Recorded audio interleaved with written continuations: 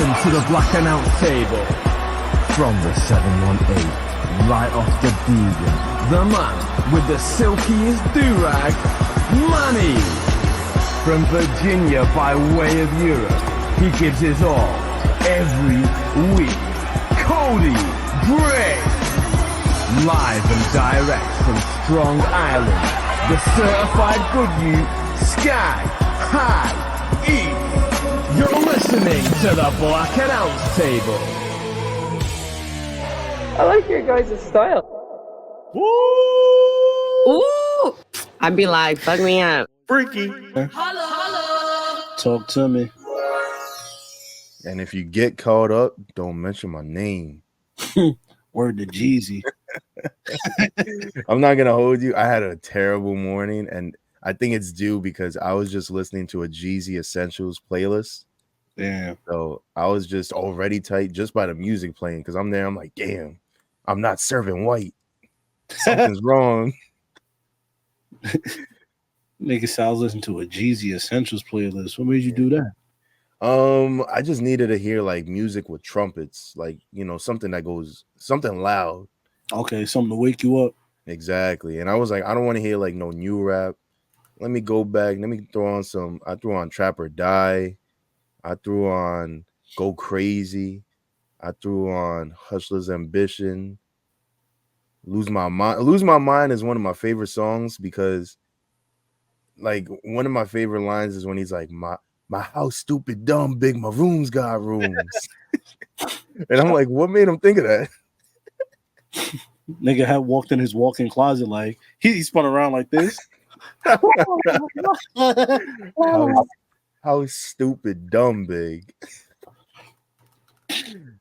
That's mad funny. As a real president is black. I'm like, Jeezy. I just imagine like Jeezy asking like, yo, what's the square footage on this house? Wow, that's stupid, dumb, big. Word. First, like, well, the house is 5,000 square feet. I'm like, that's stupid, dumb, big right there. You should start pitching houses like that. Like when you outside and you're about to be like, all right, so I'm about to take you guys inside, but just know, a lot of square footage in here. It's stupid, dumb, big. The rooms got rooms. I can't say what I want to say, but yeah. Man, just know I can't get off what I want to get off. Oh, my fault.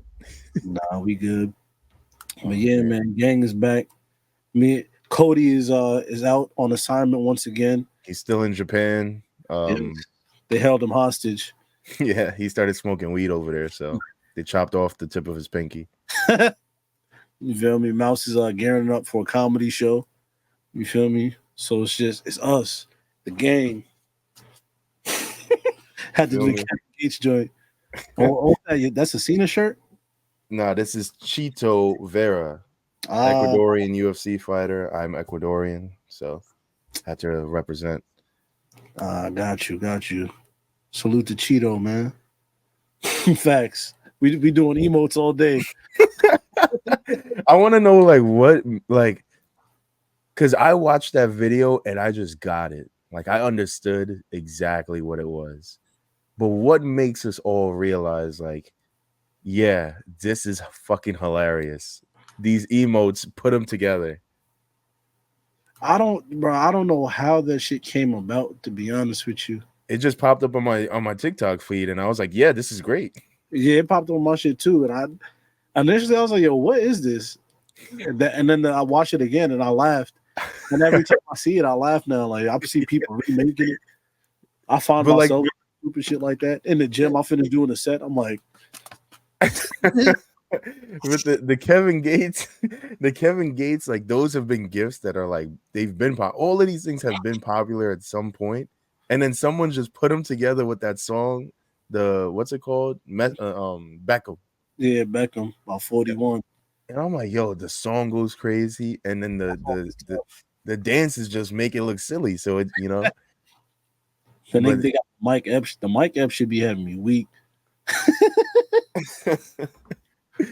Bro, nah. My favorite one is the Kevin Gates one where he goes like this. Because there was it was like, you know those pictures that it would be like, oh, what do you do if the world's about to end? and it's like a giant monster that's about to eat like the Yeah. world. That's what you gonna do? You gonna lock in? Nah, so somebody like retweeted that and said, "I'm gonna tell her to open wide," and it was the Kevin Gates. It was in slow motion. And Yeah. I've never, oh my god, that's one of my favorite tweets of all time.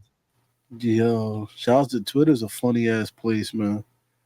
I wish we had the KP had the wild tweets loaded up. Matter of fact, I could pull it up because this man Kurt Angle is one of the funniest guys on the planet. Did you see what he did? Yes, I did. It was that shit was fucking hilarious. Bro, Definitely pulled that up. you know that thread where they like, yo, deleted tweets be some of the funniest shit ever. Yeah. This shit had me fucking dying, bro. Because the way he pivoted was so crazy. This shit right here. This nigga said the face I make when I ask my wife for some Hawk 2 a time. Hashtag it's true. Nigga, this post has been deleted. It was the funniest part about But this. look at how much has been shared though. Like 32K likes, 1.6K quote tweets, 3.9K reposts, 1.3 million views. Yo, should we just make that a segment like our favorite deleted tweets? I mean, we can. All right, because I got 9 loaded up already right here. Just mad deleted tweets. Yeah, I got mad deleted tweets. Funniest shit about this whole shit is him hitting this right after. Your Olympic heroes in the doghouse right now. At least I thought it was funny. Apparently, you can't ask for the mop anymore from your wife. For sure. Yeah. Sick, yo, we losing the values, we losing the morals in this country, man. Thoughts and prayers are with Kurt Angle right now in these Olympic times. You're telling me that this man could win a gold medal with a broken freaking neck and he can't get no freaking neck? Yeah, he can't get some top. That's crazy. He probably deserves it the most, nigga, out of everybody here. Nigga, an Olympic gold medalist. Nigga, hang sheetrock, man. Yeah. Go get you some neck, Kurt, man. Oh my god. But you see how I don't like that because look, he had to delete. He was just joking, or maybe he wasn't. I don't know. But you know, niggas be getting their jokes off on Twitter, and then here come your girl mad at some shit. Make you. Why would you post that? Niggas, You know my parents follow you. Nigga, everybody follow. I'm Kurt Angle. You seeing my Uncle Elroy and next Friday. We have 2 kids. How do you think they got here? I'm the king. I'm the king around this motherfucker. Nigga Kurt just tweaking. Love that for him. Speaking of tweaking, yeah, we went to AEW a couple weeks ago. Man, oh man. Yo. Now let me tell y'all, man. Did we have a good time? Yeah. This was the longest wrestling show I've ever been to in my entire life. For sure. Yo. For sure. I've never been to a wrestling show this long ever, bro. 14 matches. And this is minus the pre-show, too. Because we sat in the car. We was chilling, tailgating during the pre-show. We was chilling, drinking some Don Julio. Had a little hookah lit, you feel me? Listening to all them slizzy niggas. Chilling, vibing out. Bro, we get in the spot. Cody and Man. And this is why, like, in the chat, I was joking, but I was dead serious because I know the prices at this arena. I was like, yo, maybe I should get a bucket of chicken, you know what I'm saying? So we could bust that down before we go in there. I honestly thought you were gonna do that, and I was looking forward to it, and I was very sad when I went into your car and there was no smell of chicken. Thinking Manny pulled up like Where the chicken at? Ain't no chicken. It's ice and Dahu and Red Bull in this motherfucking man. Making their own. I was hoping it'd be in the back seat when I Nigga, man, he opened up the cooler expecting chicken. Ain't nothing there, bro. Sorry. Oh fuck. Yo, but nah, I see. So I was going to, I just didn't have ample time because I had to go to work, come home, go do laundry, come back, get dressed. So I was like, man, I don't got time to go spend, get a 10-piece, and then meet niggas at the, you know what I'm saying? So I was like, all right, let me just head over to the spot. We could vibe out. Cool. We vibed out anyways. Shit was cool. We made it into the arena. Cody and Manny go to get chicken tendies, burgers, whatever it is. Bro, I don't know how much you spent on your food. How much you spent on your food? I can tell you right now, actually. I spent, it was probably legit like $23 for literally chicken tenders and fries. And that's it. Bro, so you got chicken tenders and fries. You got a drink too, right? Or no drink? No drink because I already had like a water or something. You're right. Manny gets no drink. Cody gets a burger, fries, and a drink. It's a meal, bro. Simple meal. The man goes, but the man is like, the fucked up part is like, the man is like super nice. Like, okay, what else would you like, sir? I promise everything on the menu is great and it's fresh. Here's the fry cook, the best fry cook in all of Long Island, hitting Cody with the hitting Cody with the okie doke, son. Cody's sitting there mad happy. Cody's like, yeah, nah, for sure. Yeah, nah, this is the greatest fry cook of all time. Yo, all right, we're a burger. Cool, I'm gonna get the burger. Dude's like, all right, what else would you like? And Cody's like, I want some fries. The guy's like, fries? No problem. What you want a large fry? Cody like, yo, Cody just eating it up. Like, yo, this is the greatest.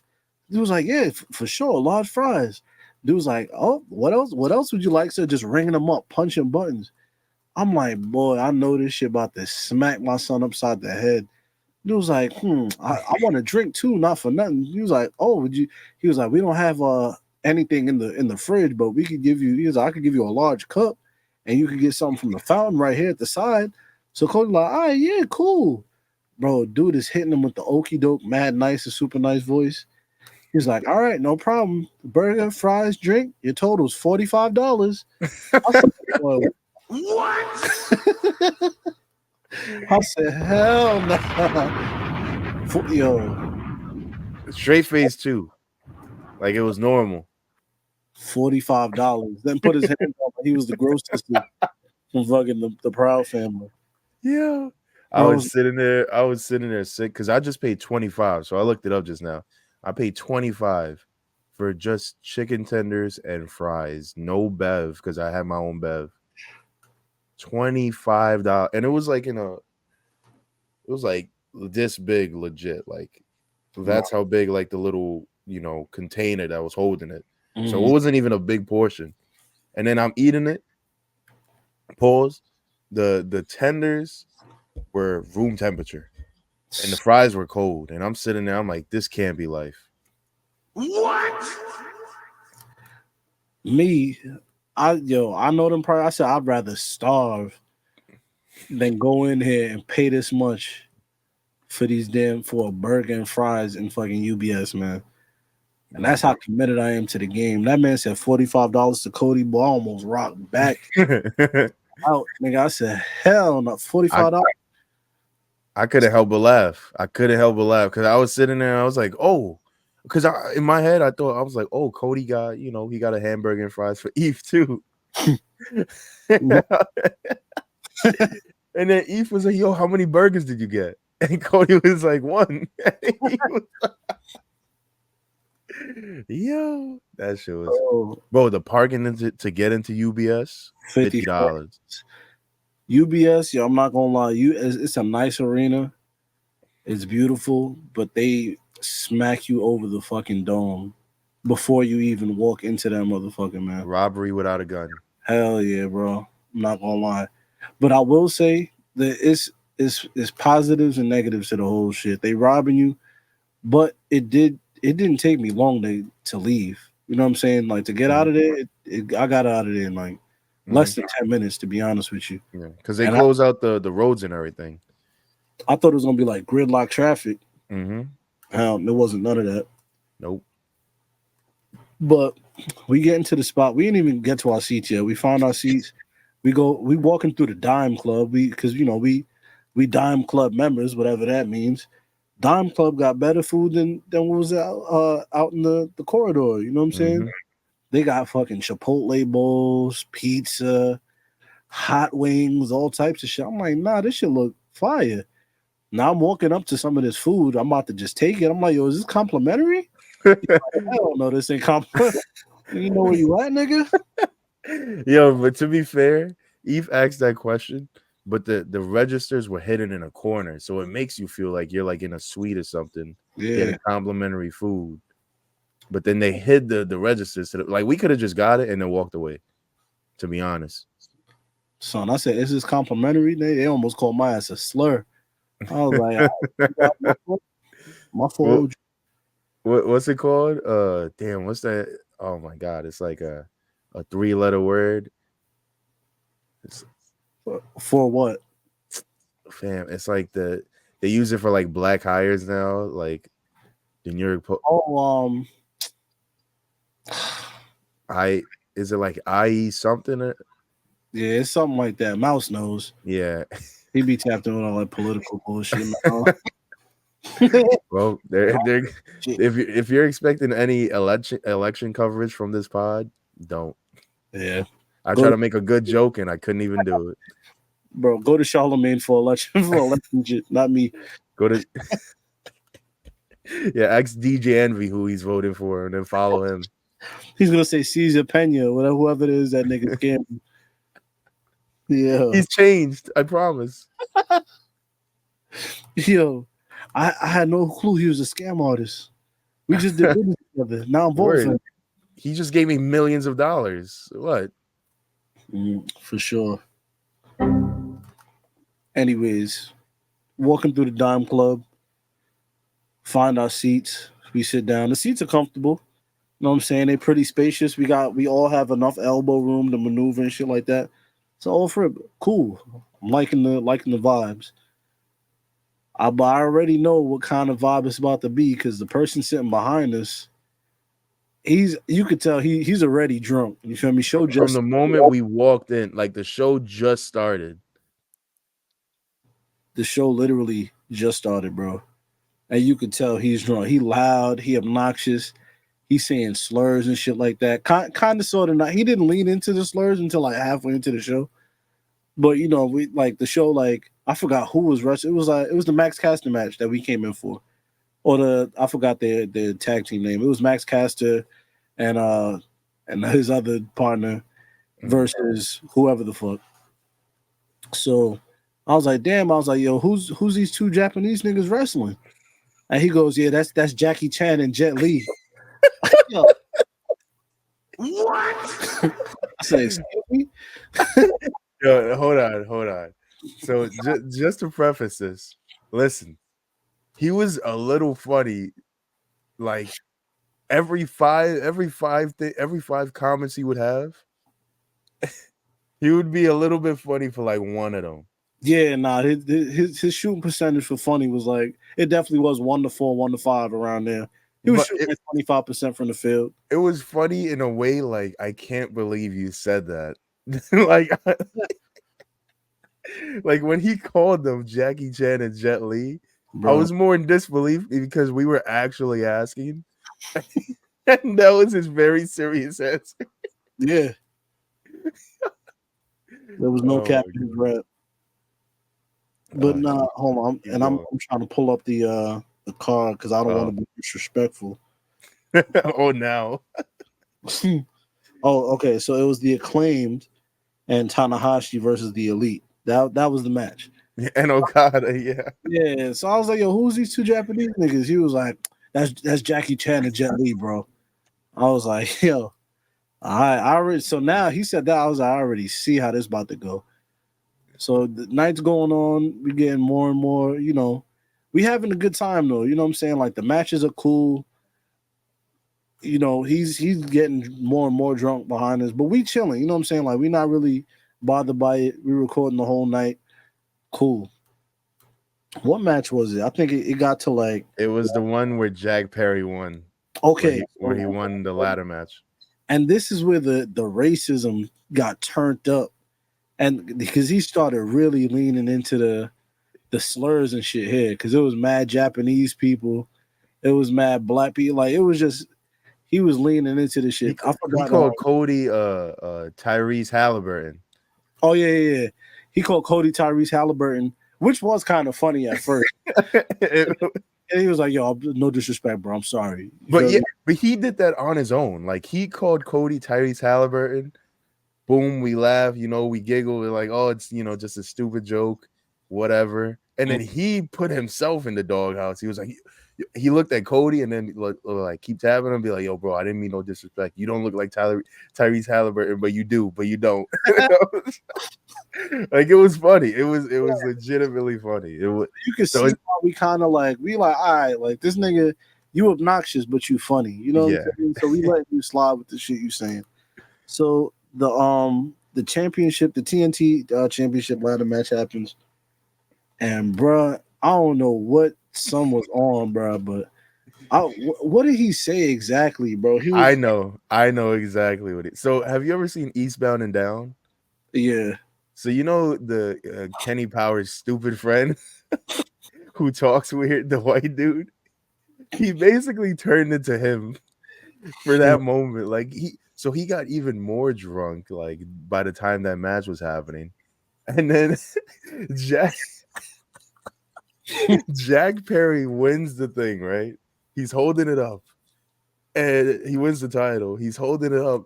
And he goes, there we go, Jack. That's my nigga. Yeah. That's my nigga. I'm sitting there and I'm like, in my head, I'm like, there's no way he's saying this about Jack Perry. Bro, and after every match, if y'all was tapped into the Black Announce table IG, we didn't go live, but we was tapped in for the entire night, post match, you know, how we felt about each match, right? So I'm recording how we felt about the ladder match, and bro says that, and I'm like, I stopped recording. I'm like, boy, hell no. I was like, nah, now I gotta say something. You know what I'm saying? Because he getting other shit on. He's saying the F word. He calling women bitches and hoes. You know what I'm saying? He calling Japanese people Jackie Chan and shit. I'm like, all right, come on, man. He said, nigga. I said, boy, hold on. So I was like, it was weird too, because he stopped himself the first time, because that's when, like, he said that's my, and then he didn't say anything, and I was like, was he really gonna say that about Jack Perry? And then he did go. He said it twice, and I'm like, why'd you stop yourself the first time? I feel like he wanted to see what we was gonna do. Probably gauging his reaction off us, because the whole night was already, these is probably in his head. I'm pretty sure he was like, these my niggas. You know what I'm saying? He was like, I'm trying, I could say it and ain't nothing gonna happen. They've been laughing at my jokes all night. Bro, he said that shit. I had to call. I was like, yo, like, I'm sitting in front of him. So I'm like, yo, I'm like, yo, we'll give him the sign. He leans over and I got his head like this. Like I'm about this like Stone Cold Stunner Cub. And I'm like, bro, don't say that shit again, because if you do, it's a problem. And he was like, what did I say? Now this nigga, he's not drunk no more because he's scared. He's like, oh, what did I say? And I was like, bro, you know what you said. And I'm trying to be peaceful. You feel me? On my I was gonna say on my Malcolm X shit. Malcolm X was not peaceful. I was trying to be peaceful. And I was like, bro, you know what you said. If you say that shit again, it's me and you. He was like, yo, but what did I say? Did I offend anybody? I was like, bro, you know what you said. Don't say that shit again. He was like, but did I? He was like, but I didn't say it like, what did he say? He was like, I didn't say it like, I didn't call you that. Yeah, he was like, you guys aren't that. So, and I'm like, yo, what? You guys aren't that. I didn't call you that. I'm like, bro. I was like, so you know what you say? He was like, well, if it offended you, just let me know and I'll apologize. And then he kept going, who, if it didn't offend you, tell me who it offended and I'll say sorry. But I know it's not you guys because you guys aren't that. And I'm like, brother, Bro, what are we doing? So and he keeps like it. The more he talks, the worse it gets for him. So I'm like, yo, and I guess his mans had went to like either go piss or get drinks or whatever it was. Yeah, was they went to go get more drinks, which was surprising. Bro. So I'm like, yo, look, yeah. I was like, we all offended. So he apologized to all three of us. I was like, all right, I was like, if you say that shit again, bro, it's me and you. So now he don't really sober up, but now he kind of on edge. You know what I'm saying? Like he like, oh, I didn't say it to y'all, and he keeps coming over like, yo, well, what did I say though? But I didn't say it to you, but I forgot what exactly he said. But I'm like, whatever he said, I was like, yo, you just so you know what you said. You know what I'm saying? No, because I think you were like, you said nigga, right? And he was like, oh yeah, but I didn't say so. And then once he was like, yeah, like, oh yeah, I said it, but then that's when you were, oh, so you know that you said it. And he was like, yeah, but not like that.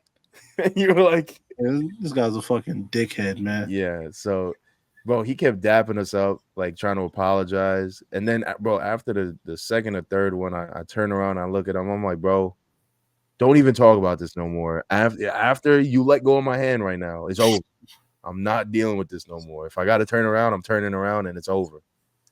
So I think that's when like him and his boys were like, oh, and then I think him and his friend like switched seats or whatever, for, like the rest of the night. But then you can just like hear him chirping in the background, talking about, oh, I mean, listen, he puts his hands on me, he's going to jail. I'm suing him. I'm suing everybody. Oh yeah, he was like, "What you gonna do? You gonna hit me?" He's like, "I'll sue your ass." I was like, "You fucking cop." Yeah, you literally called him a cop. I'm not a fucking cop. I'll sue you. He was like, "Yeah, this is a lawsuit for your ass. You're going to jail if you hit me." I'm like, "Listen, brother," but he's talking. He's just talking, and this is why like the Mercedes Monet match was. I think it went on after this, but I couldn't even focus on that match because I'm listening to what he's saying behind me. And before we had went in the spot, we was already drinking Don Julio, so we fueled already. I'm probably the most fueled because I didn't eat nothing. And I'm washing down the Don Julio with a Dos Equis, a tall boy. So I'm like, yo, I'm telling Manny, I'm like, yo, look, if I get to the bottom of this Dos Equis and he's still talking, I'm turning around. And if I turn around, I was like, I don't want to be that guy, but if I turn around, I'm gonna be that guy.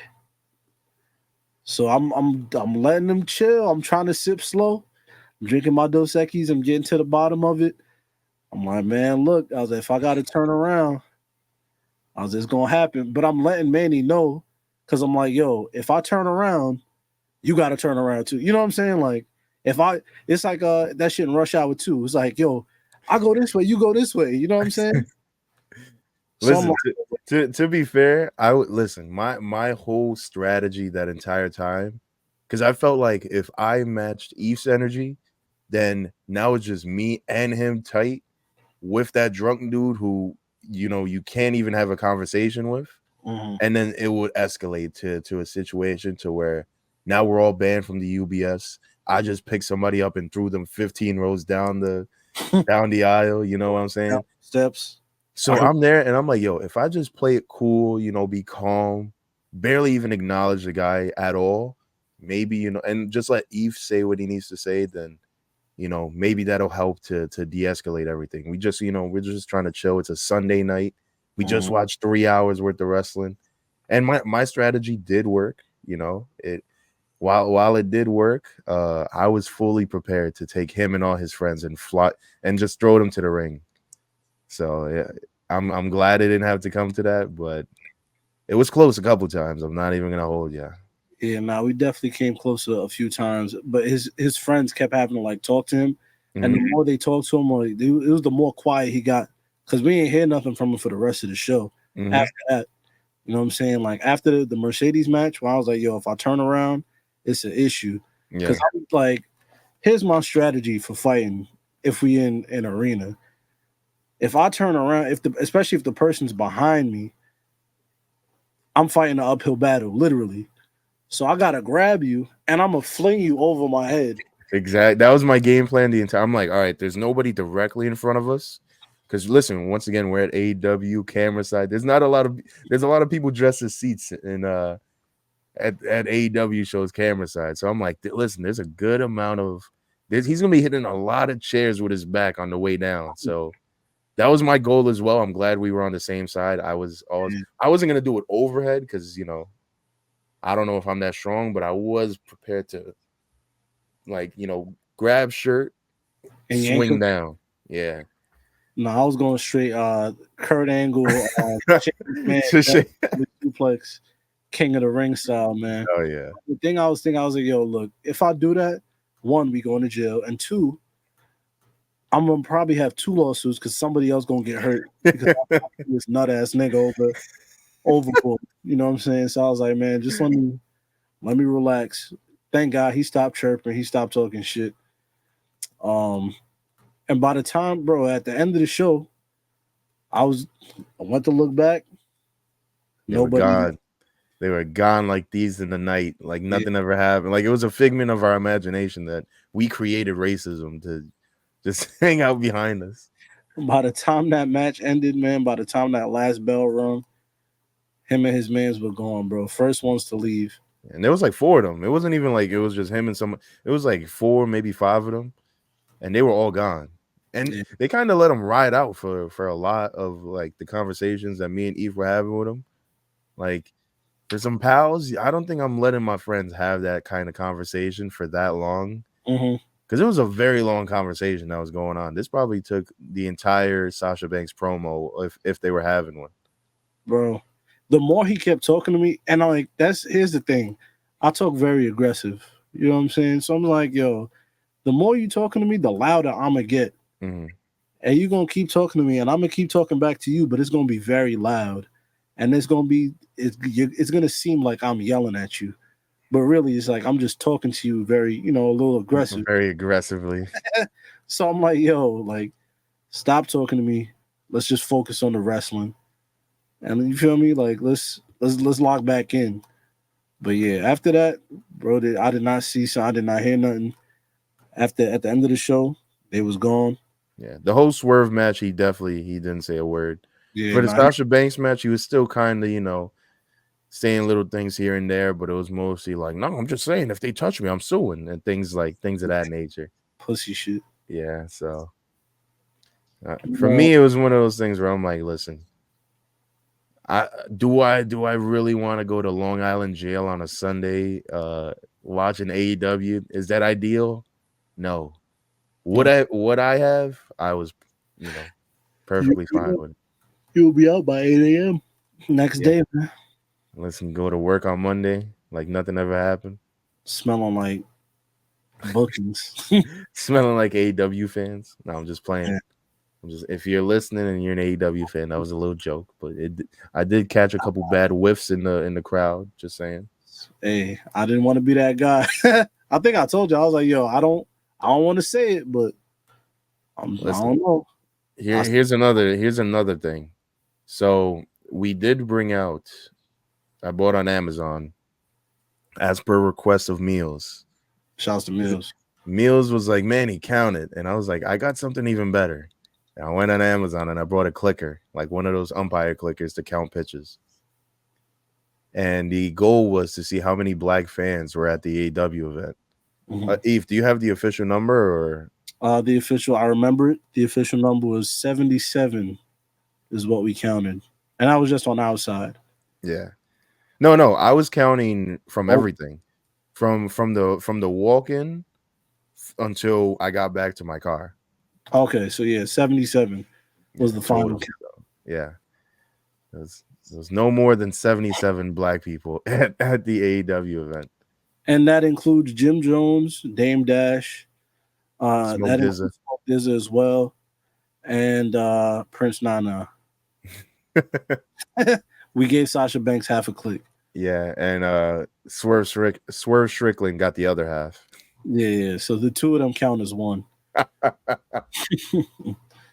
overall, the show was a decent show. Not gonna lie, we did have a good time.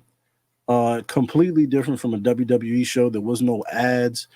There was no nothing. It was literally match, and then they moved on to the next match. Like it was wrestling 100% for 4 hours, 5 hours.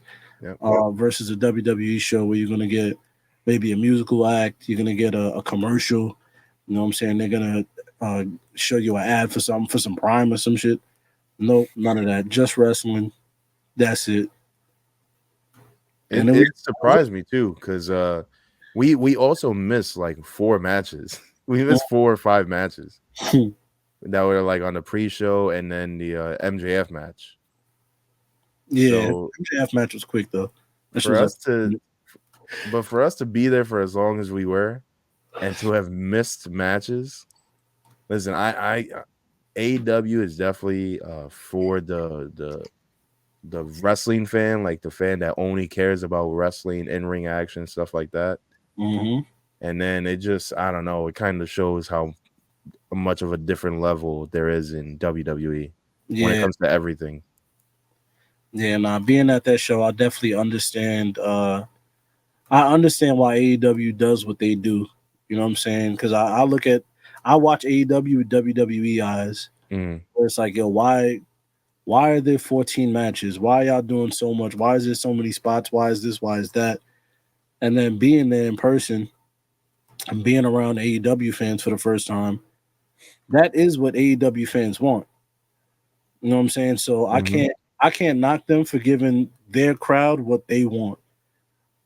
After being there and witnessing it for myself, it's like, all right, well, now that I get to see it with my own eyes, y'all are feeding the people, you know, what they want to see. They want to see wrestling. And this is what you're giving them. Cool. I view it with WWE eyes. So now that I've seen what they do, I'm like, okay, I guess I understand it more or understand it better. But 14 matches is still crazy. That's too damn much. To me, I think the best way to compare it, AEW is like the guy who is perfectly fine doing everything at home. Like if you want to go out for drinks, like you and your friends, and you guys go out to bars, that the AEW fan is the fan that'll be like, I could just buy beers that are way cheaper and just drink them in my house. I got music in the crib. I got food in the crib. That is the I got food in the crib. I got music in the crib. That's the type of nigga I'm becoming slowly. Slowly but surely, I'm becoming that guy. Like, yo, drinks. So AEW is for you. Nah, I don't know about that. But yeah, as far as that show goes, it was a solid show, man. I had a good time. Will I go back to another AEW show? I don't know. I'm not gonna lie, it took a lot out of me. I left there very tired. Yes. For the last 2 months, I've been working 7 days straight. So going to that show felt like a fucking job. And then having to come home and get ready for work in 7 hours, because I got home like 1 o'clock. Had to be up by 7 and be out the door by 8. Yeah, I don't know about that, man.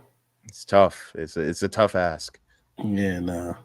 But maybe one day, you know, I'll see if the car look right. I might pull up. You feel me? We didn't even know what the car looked like a week away. Oh yeah, nah, we were surprised by this car. I knew absolutely nobody on this car, but it was a pleasant surprise though.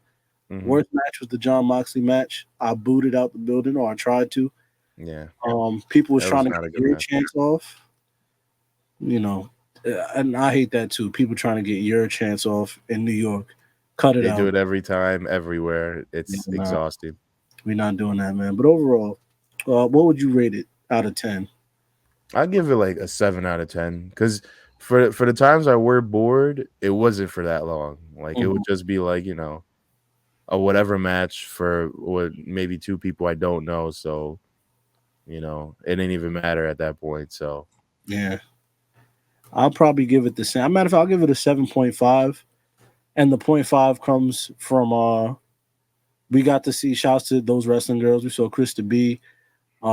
Shouts to Victor Perry. We saw him as well.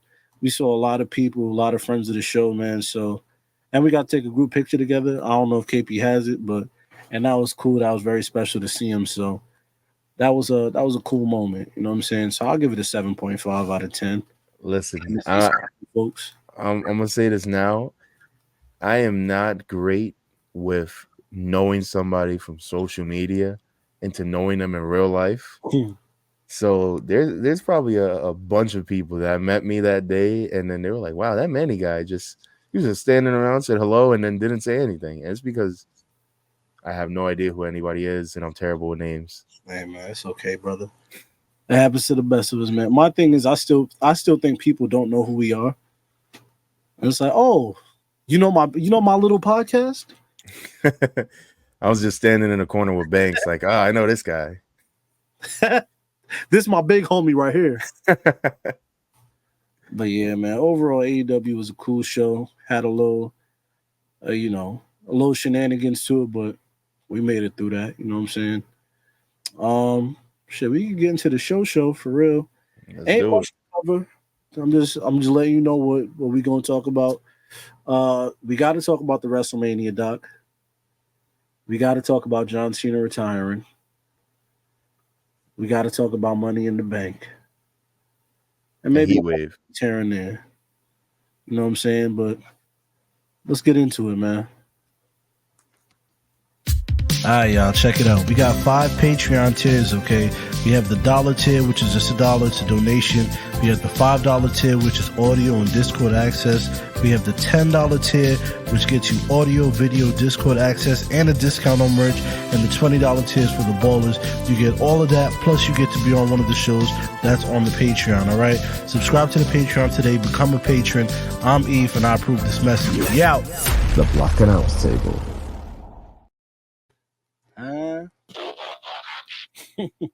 Yo, real quick, before we get into news and rumors, man, SummerSlam is on the way. Cleveland, we're coming to you. You know what I'm saying? Make sure y'all tap in, bro. Scan that code. Use that code BATPOD for $20 off your first order if you haven't already.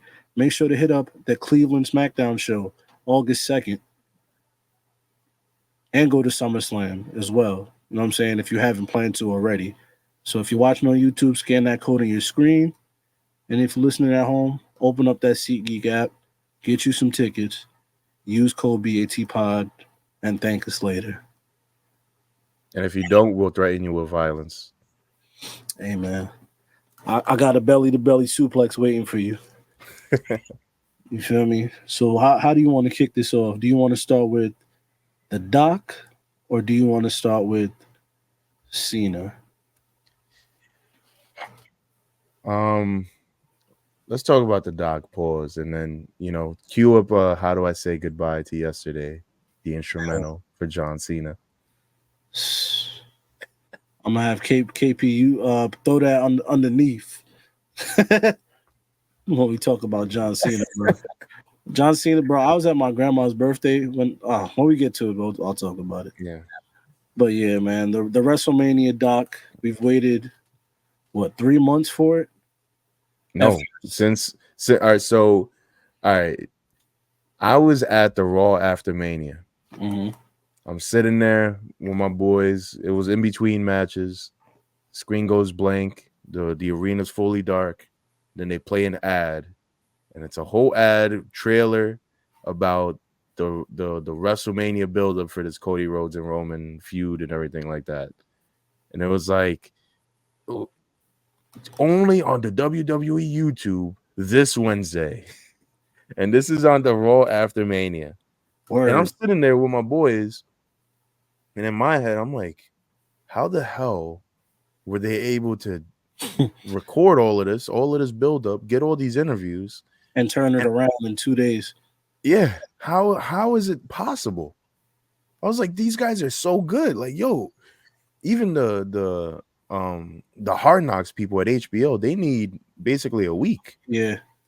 I'm like, yo, these guys did all of this, months and months worth of footage and hours of interviews and everything like that. And boom, they were ready, and they were going to be ready in 2 days. I'm telling my boys, I'm like, yo, y'all don't understand how crazy this is. Wednesday comes. We're so excited. We're like, oh my God, this is going to be so much fun. No Doc. And now it It was just me and my boys just waiting. And every Wednesday we would put in the chat, still no Doc. Bro. So I didn't know it was Cap, but I had a feeling because I was like, bro, like you said, I'm like, there's no way y'all recorded all of this stuff before Mania. So you recorded everything leading up to Mania, the entire WrestleMania weekend, and you're telling us you're about to drop the doc on Monday. You're telling us on Monday that you're going to drop the doc on Wednesday. How, Sway? Bro. And this, like you said, this was the Raw after Mania. So about 3 months ago, they told us we was going to get this doc. We finally get the doc last Friday, last Wednesday? I think it was last Wednesday. maybe if not Wednesday, probably Thursday. No, it was Wednesday. It was the day before 4th of July. Yes. Yep. Yep. 4th of July, and I was watching it there. So yeah, it was the day before 4th of July, last Wednesday. The documentary drops, and I'll be honest, man. For all the hype, I was let down, man. They hyped this doc up like it was about to be some earth-shattering, groundbreaking shit, and I didn't hear nothing from Roman. Basically, all Roman said was, "Yeah, we do this shit for real." That's basically all Roman was saying in the doc. Yeah, we does this shit for real. This is how we do it. This is how the big dog play. I'm like, all right, do you have anything else to add, brother? Like, come on, man. And the whole shit, it was rock propaganda, man. I think you viewed it wrong. So what do you, after watching the doc, what do you walk away with? I walked away with The Rock don't know how to get out the way. That's how I viewed it.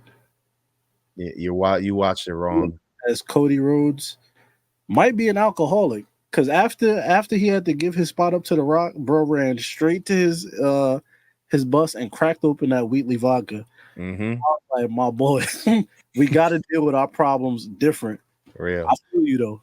Listen, this is how I deal with my problems right here with our new sponsor over at Four Loco. Hey man, when we talk about John Cena, we got to simultaneously crack the. This has been in my trunk since Sunday. Steaming hot, piping hot. This shit is very warm to the touch right now. It's crazy. But no, so we watched it all wrong. Like, all right, so I watched The Bear. Mm-hmm. The new season of The Bear just dropped a couple weeks ago. I just finally had time to watch it this week.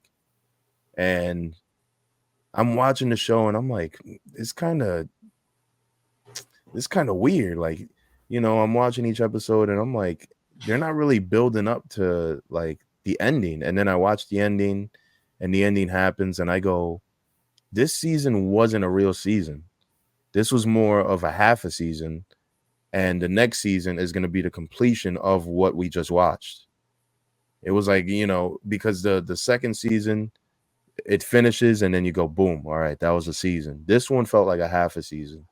The documentary was made so that it can show us Roman and Cody. That wasn't the ending of the story. That was the middle of the story. Now the real story is Cody and The Rock, which is why the documentary kept everything that they kept going around was Cody and The Rock. That's all you have to focus on. So as I'm watching it, I'm like, oh, this is setting up that match For next year. Exactly. It was setting. That's why they didn't put Roman in the cut that much, because they were trying to figure out how do we plant the seeds. And they kept talking about planting seeds all over the place, to build up to Roman and Rock. And this doc was exactly that. That was planting the seeds because they want us to remember that The Rock went up to Cody and they had that weird thing in the ring where they were like, can I hold that belt? Only if I can hold yours. Oh, and that too. Paper. So once again, this wasn't a documentary. This was storytelling. This is them moving the story along, planting seeds in the back of our heads, because now we're not going to be thinking about come SummerSlam, or maybe even I think Survivor Series we get like a bloodline match. Mhm. 5-on-5 or 4-on-4 type shit. But what happens with Cody? We're not getting a Rock Cody match at Survivor Series or anything like that.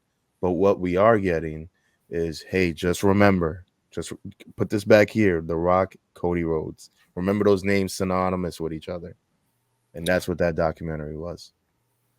I'm not mad at you thinking, but I also thought this while watching the documentary.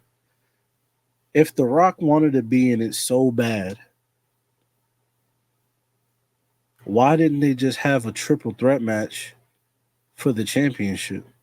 That's not the You don't get tell the you story don't in ring and continue it next year no. instead of having Cody and Seth work overtime basically Mm-mm. to get the story over? The way they did it is the best outcome for it, to be honest. Because you do all of this like that, and it set up so many different things. Like now we're possibly gonna get, we're gonna talk about it later, CM Punk, Seth Rollins, Drew McIntyre for SummerSlam, which is the biggest match that they can make with those guys for SummerSlam. If you want to sell an event that big, right? So with that, you're getting, think about how many Samoans they just bought in. Do those same moves happen if you get a triple threat with Cody Rhodes? With Cody Rhodes, The Rock, and Roman Reigns? Do we still get the same type of bloodline? Because it's way better if it's Solo and The Rock's bloodline versus Roman and the OG bloodline, or vice versa. If you do The Rock, Roman, all these people bloodline, the OG bloodline, as you will, with the new bloodline, which is Solo and then the other three. I don't know if The Rock gonna fuck with the new bloodline. That's what I'm saying. That's why I would put The Rock, Roman, and the Usos on one side as the OGs, and then everybody else on the other side as the new bloodline. And then you do a 4-on-4 match like that. I don't know, man. I'm not mad at that thinking, but like I said, the whole thing, I'm like, bro, like I just can't help but to feel like there was just an easier way to do it. And I feel like they tested the shit out with the whole Rock, Cody passing the shit over to the Rock shit. And then once it didn't go the way they expected it to go, obviously they was like, all right, hold on, we gotta course correct. You know what I'm saying? Fans weren't happy. Cody obviously wasn't happy about it, but he was, smiling through the pain type shit, or drinking through the pain. Because boy, that boy could drink some vodka, man. Listen, he said it when he quit the WWE in that other doc that he did. Remember, he was like, "Yo, I used to pull up to work just drunk." So his son said, "I used to have Gatorade and vodka in a flask." I said, "Boy, ew, what a mix! Gatorade and vodka is crazy." But yeah, this documentary, I see what you're saying with like they planting seeds, and I do believe that. But I just expected more. I'm like, bro, for 3 months, we couldn't have got. I feel like for 3 months of delay, we could have got more. But remember the reasoning for the delay, which I don't even know if it's true or not, because this is all dirt sheet nonsense, was that they were waiting on the Rock to give the final approval. And if they're right on that, then the Rock's final approval would be like, hey, let's lay out all the storylines that's going to happen when I get back, because we still got the bloodline shit going on that we still got to focus on in some capacity. And then we got to figure out how to do this with Cody. So they got to figure out, what did I write on that piece of paper I gave Cody? How are we going to introduce it back into the story and be like, oh, yeah, that did happen. And then how are we going to make this a title fight where does The Rock ignore the bloodline to get at Cody Rhodes?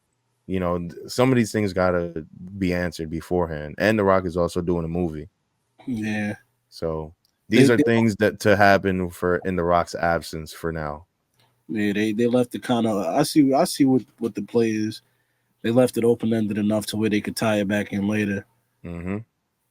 But I still feel like, for 3. Y'all could have just put it out that same week if that's the case. You know what I'm saying? Like, but it is what it is, man. We are gonna get another Doc. There has to be another Doc, or we're just gonna watch this shit play out on live TV. Mm-hmm. Overall, my thoughts on the pay-per-view. The Doc, like I said before, Rock propaganda. We like you said, we had to wait for The Rock to approve everything, wait on everything. The Rock definitely is obviously the final boss because nigga, like he had to call the shots. It was really Triple H being like, "Word, what you trying to do?" The entire time. Yeah, the entire time. Triple H, "Word, what you trying to do? What you thinking?" And then going, "Oh my God, that's genius. That's perfect." I'm like, "Boy, get up, Hunter. What you doing, man? That shit had me." But yeah, man, I wasn't too mad at the Doc, but I did expect more. Let's move along, man. I ain't gonna lie, this news had me fucked up. I'm fucked up, twin. My boy John Cena, man, announced retirement in the middle of the pay-per-view. I ain't gonna lie, yo, it was 2 fire matches to start the show. How did the show start? Let me see. So Money in the Bank started with the men's ladder match. Mm-hmm. And then the second match was Sammy and Braun. Cool. I'm like, yo, shit, heat. Ooh. Cena comes out. Well, first Trish Stratus comes out. She's like, yo, Toronto. She look good. Toronto, make some noise. We got the decibel meter or whatever it is. Make some noise. John Cena music hits. Everybody goes crazy. Bruh pulls out the towel. That shit says, what that shit say? It's time to give up or whatever that shit say. I was like, yes. The time is over. Some shit like that. Yeah. My time is up. Yeah. I was like, oh no. Son came out, ran to the ring one last time. He was like, hey, man, look, it's good to see y'all. I'm here to announce my retirement. What? Boy. I ain't gonna lie, man. I gotta crack the brewski to this. Man.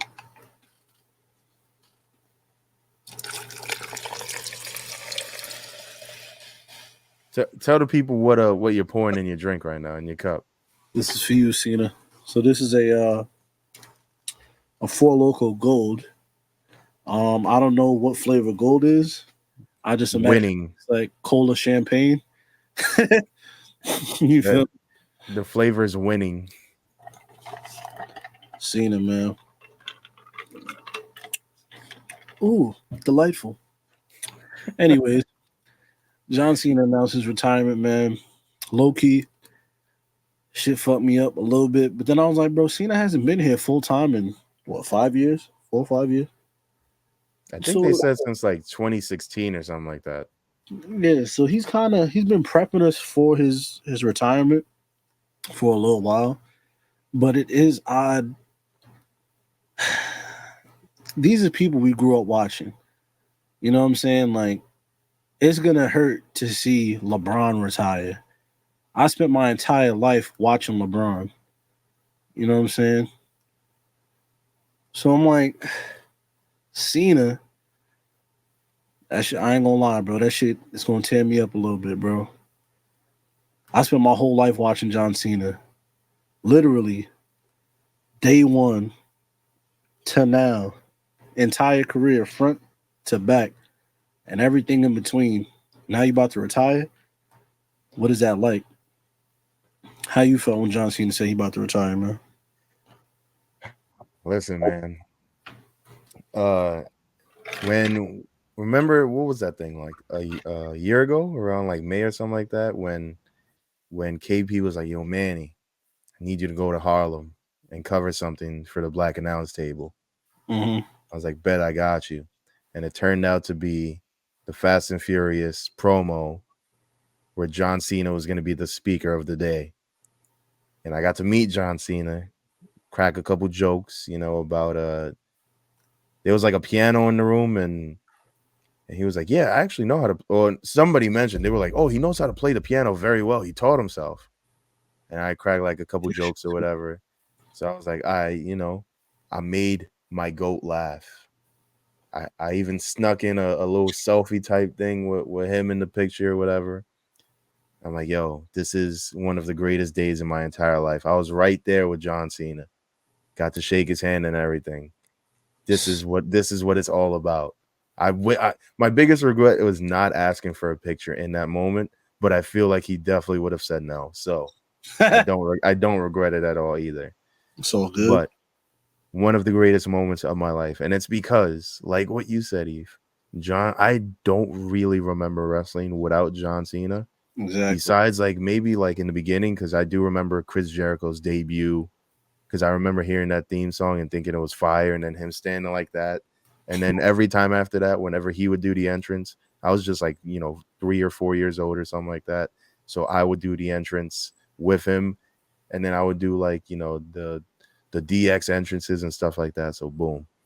Besides those moments, John Cena was one of like the greatest things about wrestling in my entire life until like maybe 2009, 2010, around the time I stopped watching.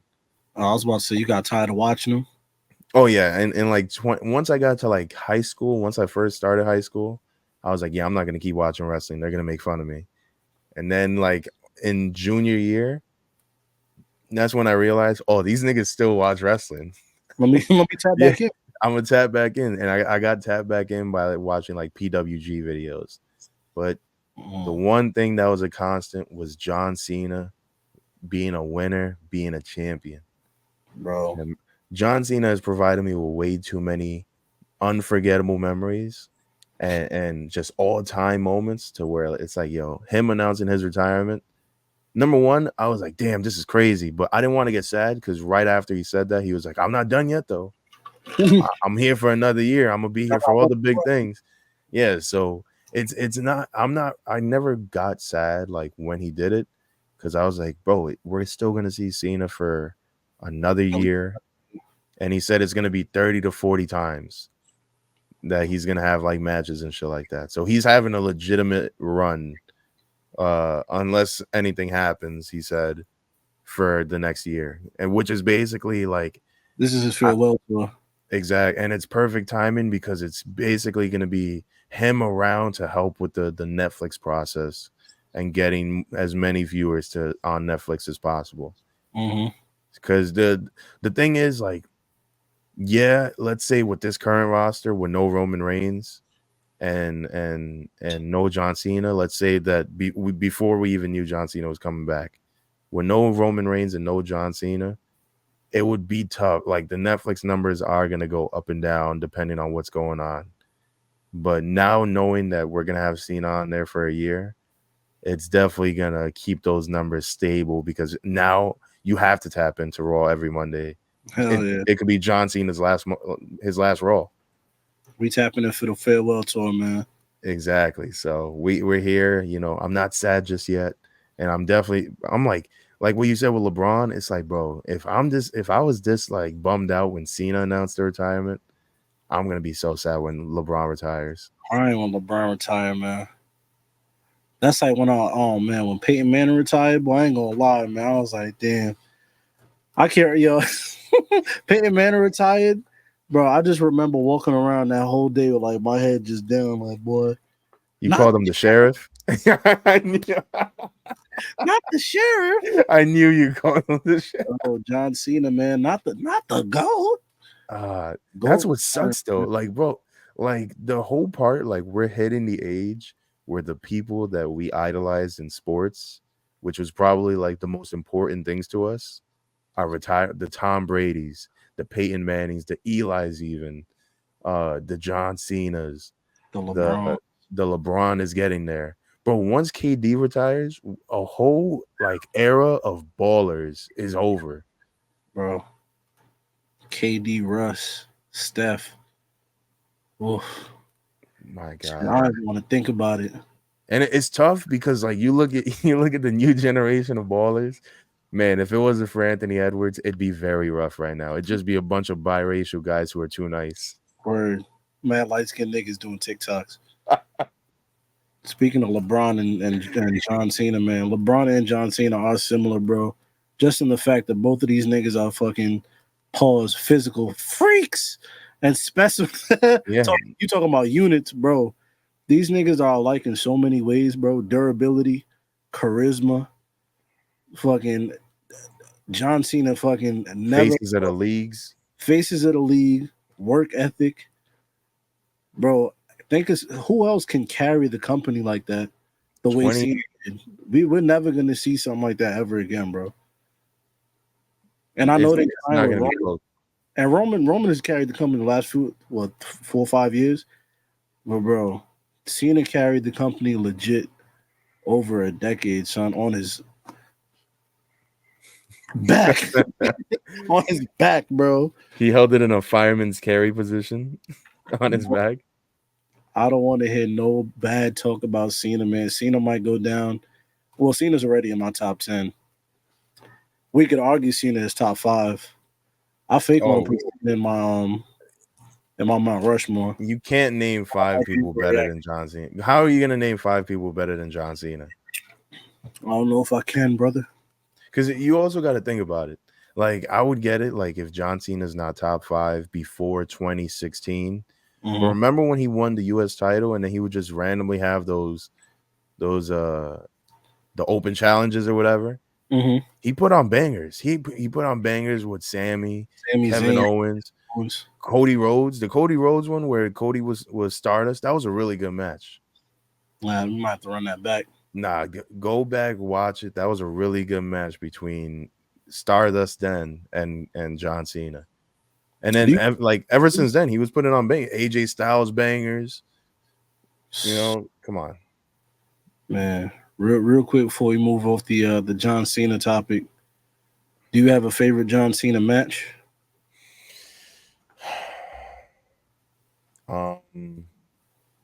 Listen, once again, as a kid, there was people I hated, and watching John Cena just beat the fuck out of them made me very happy.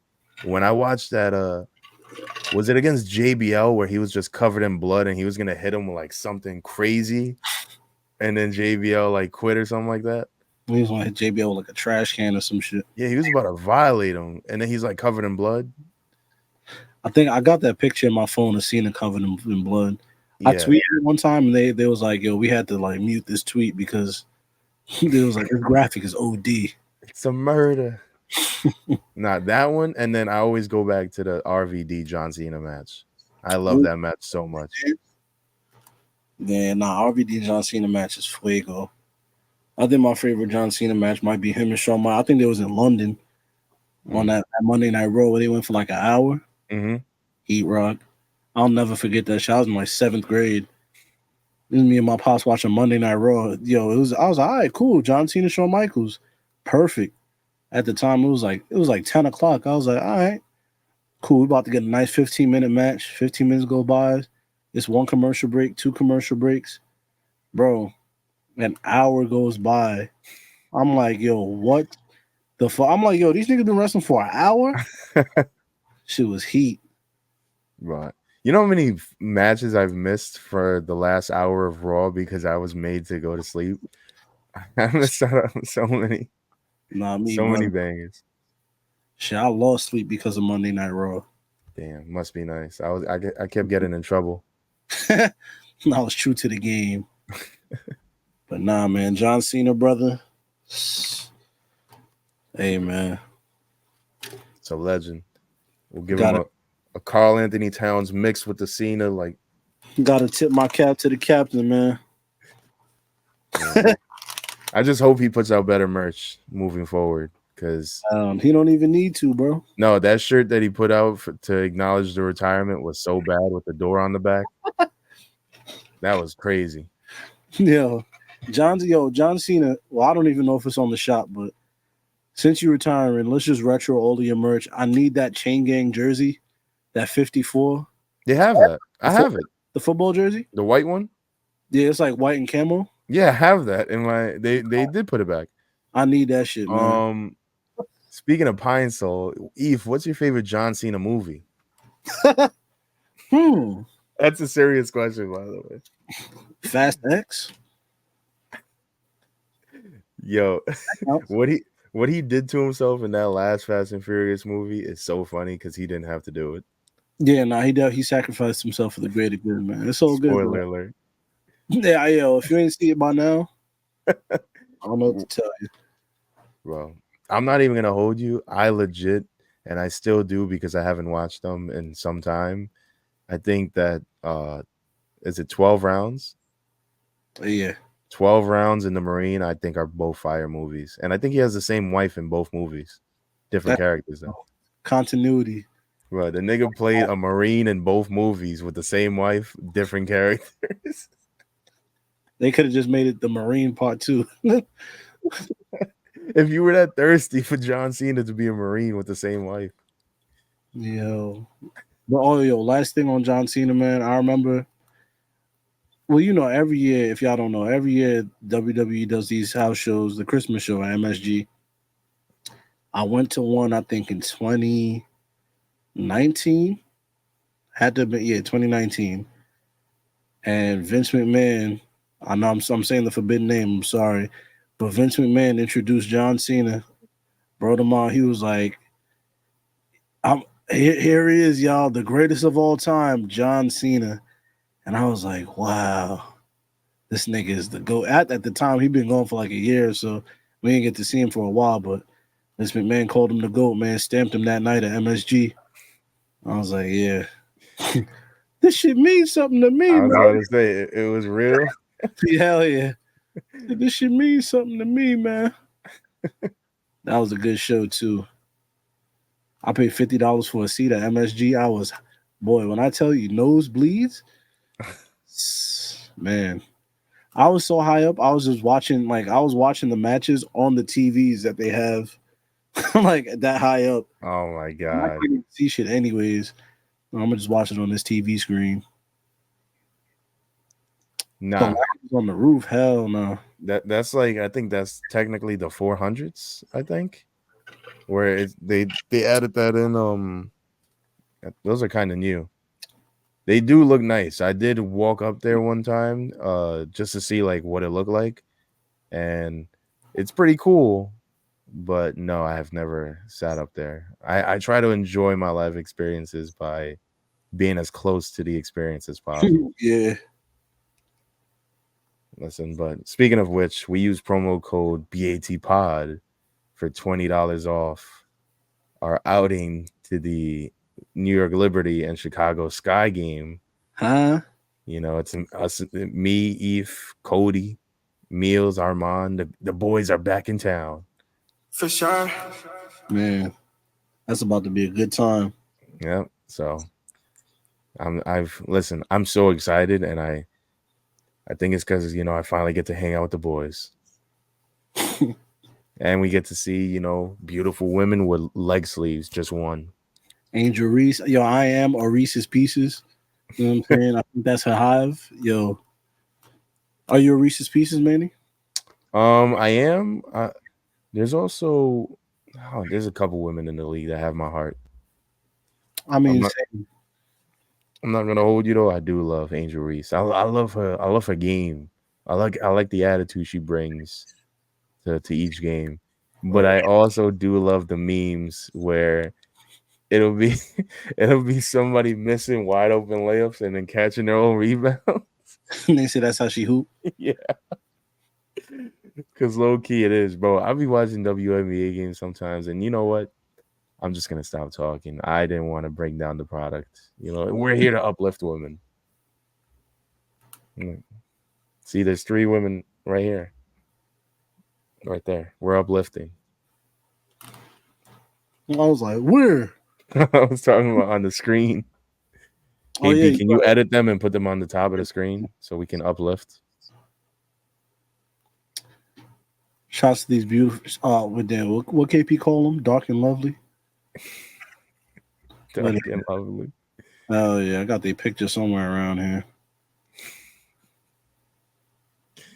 Oh, he does call them that. Look at that. Uplifting. Ah, yes. Speaking of Dark and Lovely, man, Money in the Bank was the complete opposite of Dark and Lovely. It was actually a whiteout. They encourage fans to wear all white at Money in the Bank. I didn't see too much. I seen people rocking white, and they had their little white flags, they little terrible towels. But it wasn't too much of that. But overall, Money in the Bank, I thought Money in the Bank was fire. Now, they said Money in the Bank they said Heatwave eclipsed Money in the Bank.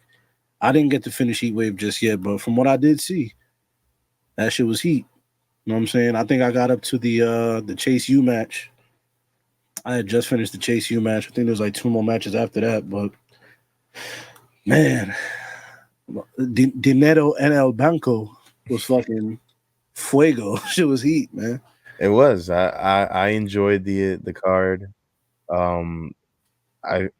We were talking about it on Sunday while recording the reunion episode.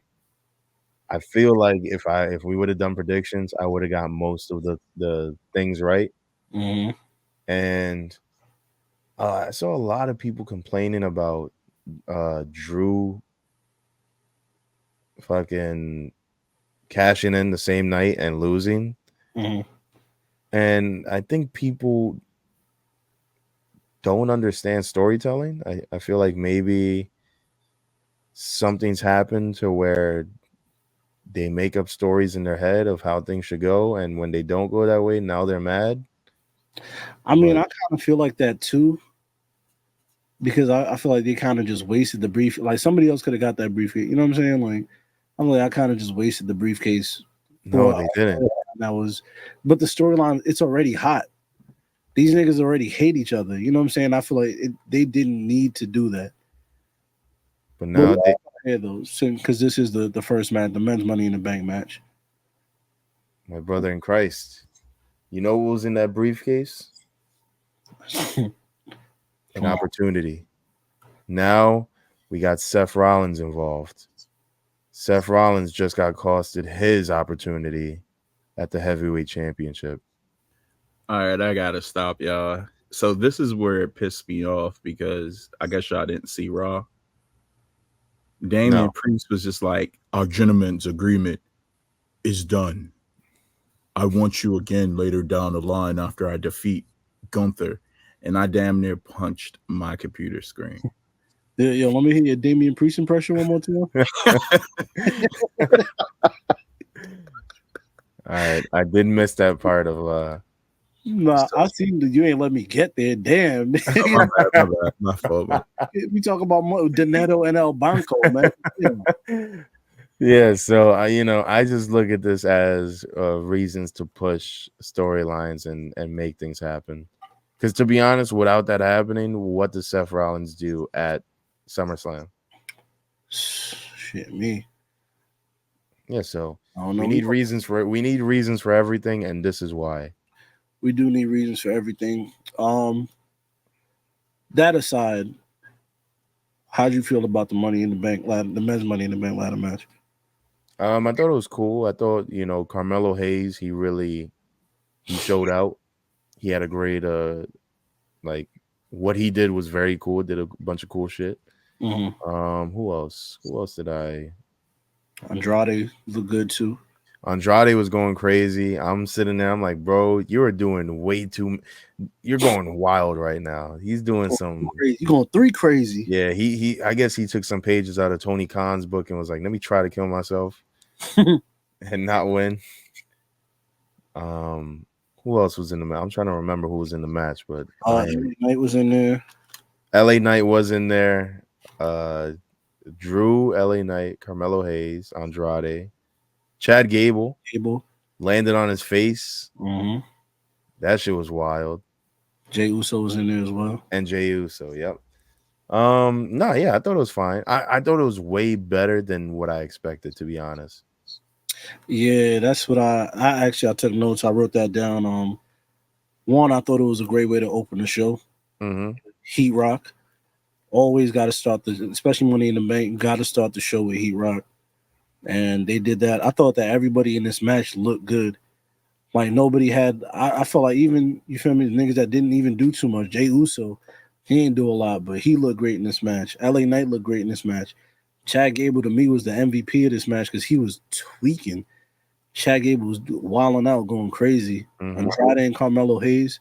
To me, I would like to see them in a little feud because I like their interactions, their back and forths. I feel like they could have an ill feud. Shit, I don't even know how you could tie in a feud between them two to make it something, but just them two in a ring together, I know magic is gonna happen. Yeah, like I said, everyone meshed well together. I like the fact that Drew walked away with the briefcase. I feel like we kind of all knew Drew was gonna walk away with the briefcase because he literally called it and he was like, "Yo, look, I'm about to win this shit, and I'm gonna cash it in the same night." So I was like, "All right, cool." He won. We waiting to see what happens next, but overall match was ill. Chad Gable did his thing. I thought the Wyatt Six was gonna pop out and scare niggas. Yeah, but they didn't do that. But it's all good. I kind of don't understand that, by the way. The Wyatt Six thing, where it's like, so you just let Chad Gable have like a really cool and great match where he built all this momentum for people to be like, oh my God, look at Chad Gable doing things. And you don't attack him in any way, shape, or form at all. Like, for me, it was like, wow, they really pick and choose whether they want to torment somebody. Yeah, basically. They only torment niggas on Mondays. Yeah. I was sitting there, I'm like, all right, I guess. Yeah, they only torment niggas on Mondays, man. So yeah, they started out fantastic. Crowd is hot. We move on to the next match, Sami Zayn and Braun Breaker. And to me, let me see, out of all the matches on this card, was this my second favorite? This might be my second or third favorite match on the card. I really like the women's Money in the Bank match too. That might be my second favorite, and then this third. But this match, I love this match for 3 reasons, man. First reason, the right person won. Secondly, they made Braun look fantastic, even though he lost. I say this a lot on the show. Sometimes you could look good in defeat. You know what I'm saying? Braun's been a menace the last couple of months. He's been tweaking, going rogue, doing whatever he wants to do. And he got a loss, but he still looked good in this loss. You know what I'm saying? And 3, I felt like he was just on point. I feel like his eye, I don't know if to credit this to IQ or what, but there was a point in the match where Sammy, I guess he was about to do a backflip off the barricade and he was about to hit his head. And Braun like took a knee, caught the nigga, brought him up. And I was like, yo, this nigga is so on point, bro. Like, because he could have very easily fucked up. He could have dropped the nigga on his dome. Like, that could have went south so many ways, but Braun's there. You feel me? Nah, hold on. Let me catch you. So, apparently, remember when Logan Paul did that with Rey Mysterio? Mm-hmm. So, they try to place the botch on Rey Mysterio and how Logan Paul saved him. But Rey Mysterio, they asked him about that, and he was like, no. He didn't save my life. He messed up and saved his own mistake and then helped me by not letting me break my neck because he was too far away. That was probably the same case with Braun Breaker, where we give all the credit to Braun for like being like, oh my God, he saved Sammy. But also he probably should have been a little bit closer. Hey man. It's a two-way street. I'm gonna give Braun the credit for this though. Just because he ain't won the championship, man. You did great, bro. That's fair. Braun's dope, man. Like I said, I don't know if to credit that to his IQ or what, or even like what you said. It could be a mix of both. Yeah, he just had good awareness, good spatial awareness. That's the perfect word, awareness. But yeah, this match was dope, bro. Braun's fucking. You talking about units? Nah, he's one of them, man. It's a unit right here. Braun.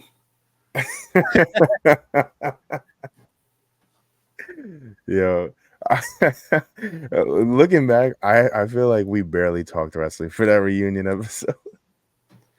I mean, yeah, we tried to. I feel like the reunion episode was just joke. Like we was just laughing the whole time. Yep. Just a couple of guys being dudes. Word. But Speaking of guys being dudes, what was the next match? You don't got nothing to say about Sami Zayn and Braun Breaker? Oh no, I did think it was good. I do like what they're following up with. I didn't hear what they were saying to each other on Monday. Mm-hmm. So because I was in the gym and they just show wrestling in the gym whenever it's on. So Sami Zayn basically came out and he was saying, yo, I'm the champion and I'm tired of being looked at as an underdog. And I was about to say that because that's kind of how I felt too after the match. It was like, damn, like, how are you champion for this long? You feel me? And people are still looking at you as an underdog. Does that mean you ass? I feel like he treats himself like an underdog. So you blaming it on Sammy? Yeah. It's literally his fault, bro. Even like the types of matches he be in, like he'll be like dragging himself to get himself up while the other guy's standing over him. Like he has underdog matches.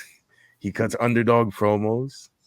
No, you might not be wrong here. He dresses like a bum. Like he grows out the beard and the long hair on purpose. He looked like a cleaner McFoley. Yeah, literally. He looks like Mick Foley on Ozempic.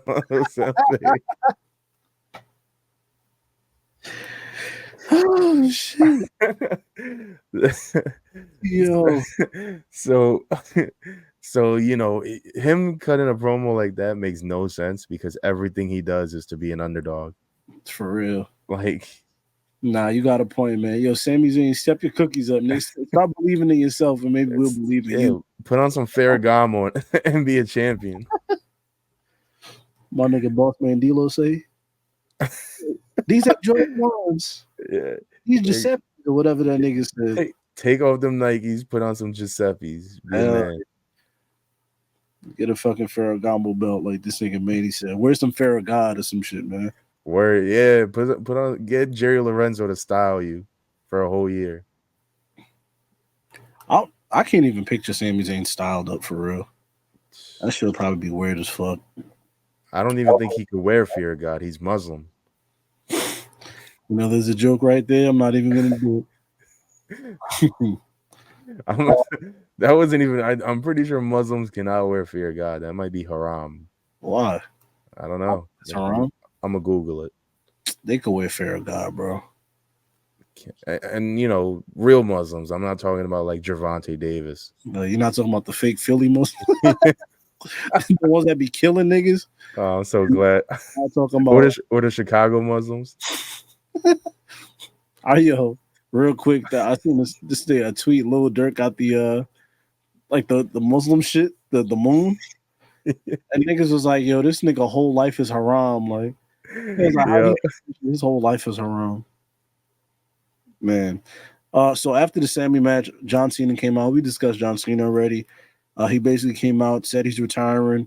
He announced his farewell tour, said he's gonna, you know, WrestleMania is gonna be his last Mania. He's gonna do Elimination Chamber, Royal Rumble, and he announced some dates. So yeah. After that, Seth Rollins versus Damian Priest. I'm interested to hear y'all thoughts, KP, you included. I didn't like this match. I thought this match was slow as hell. I thought it kind of brought the vibe of the show down. I didn't like the spot where Seth Rollins literally won the match and the referee just didn't count 3. That kind of pissed me off, I'm not gonna lie. But what are your thoughts, fellas? What are your teas? Listen, I thought I never even saw the missed 3 count thing. So when people were mad about it, I was like, my brother in Christ, were you not on your phone checking Twitter when it happened? Why you that locked in? So I just try to gaslight people when it happened. But I mean, I was fine with it because, like, you know,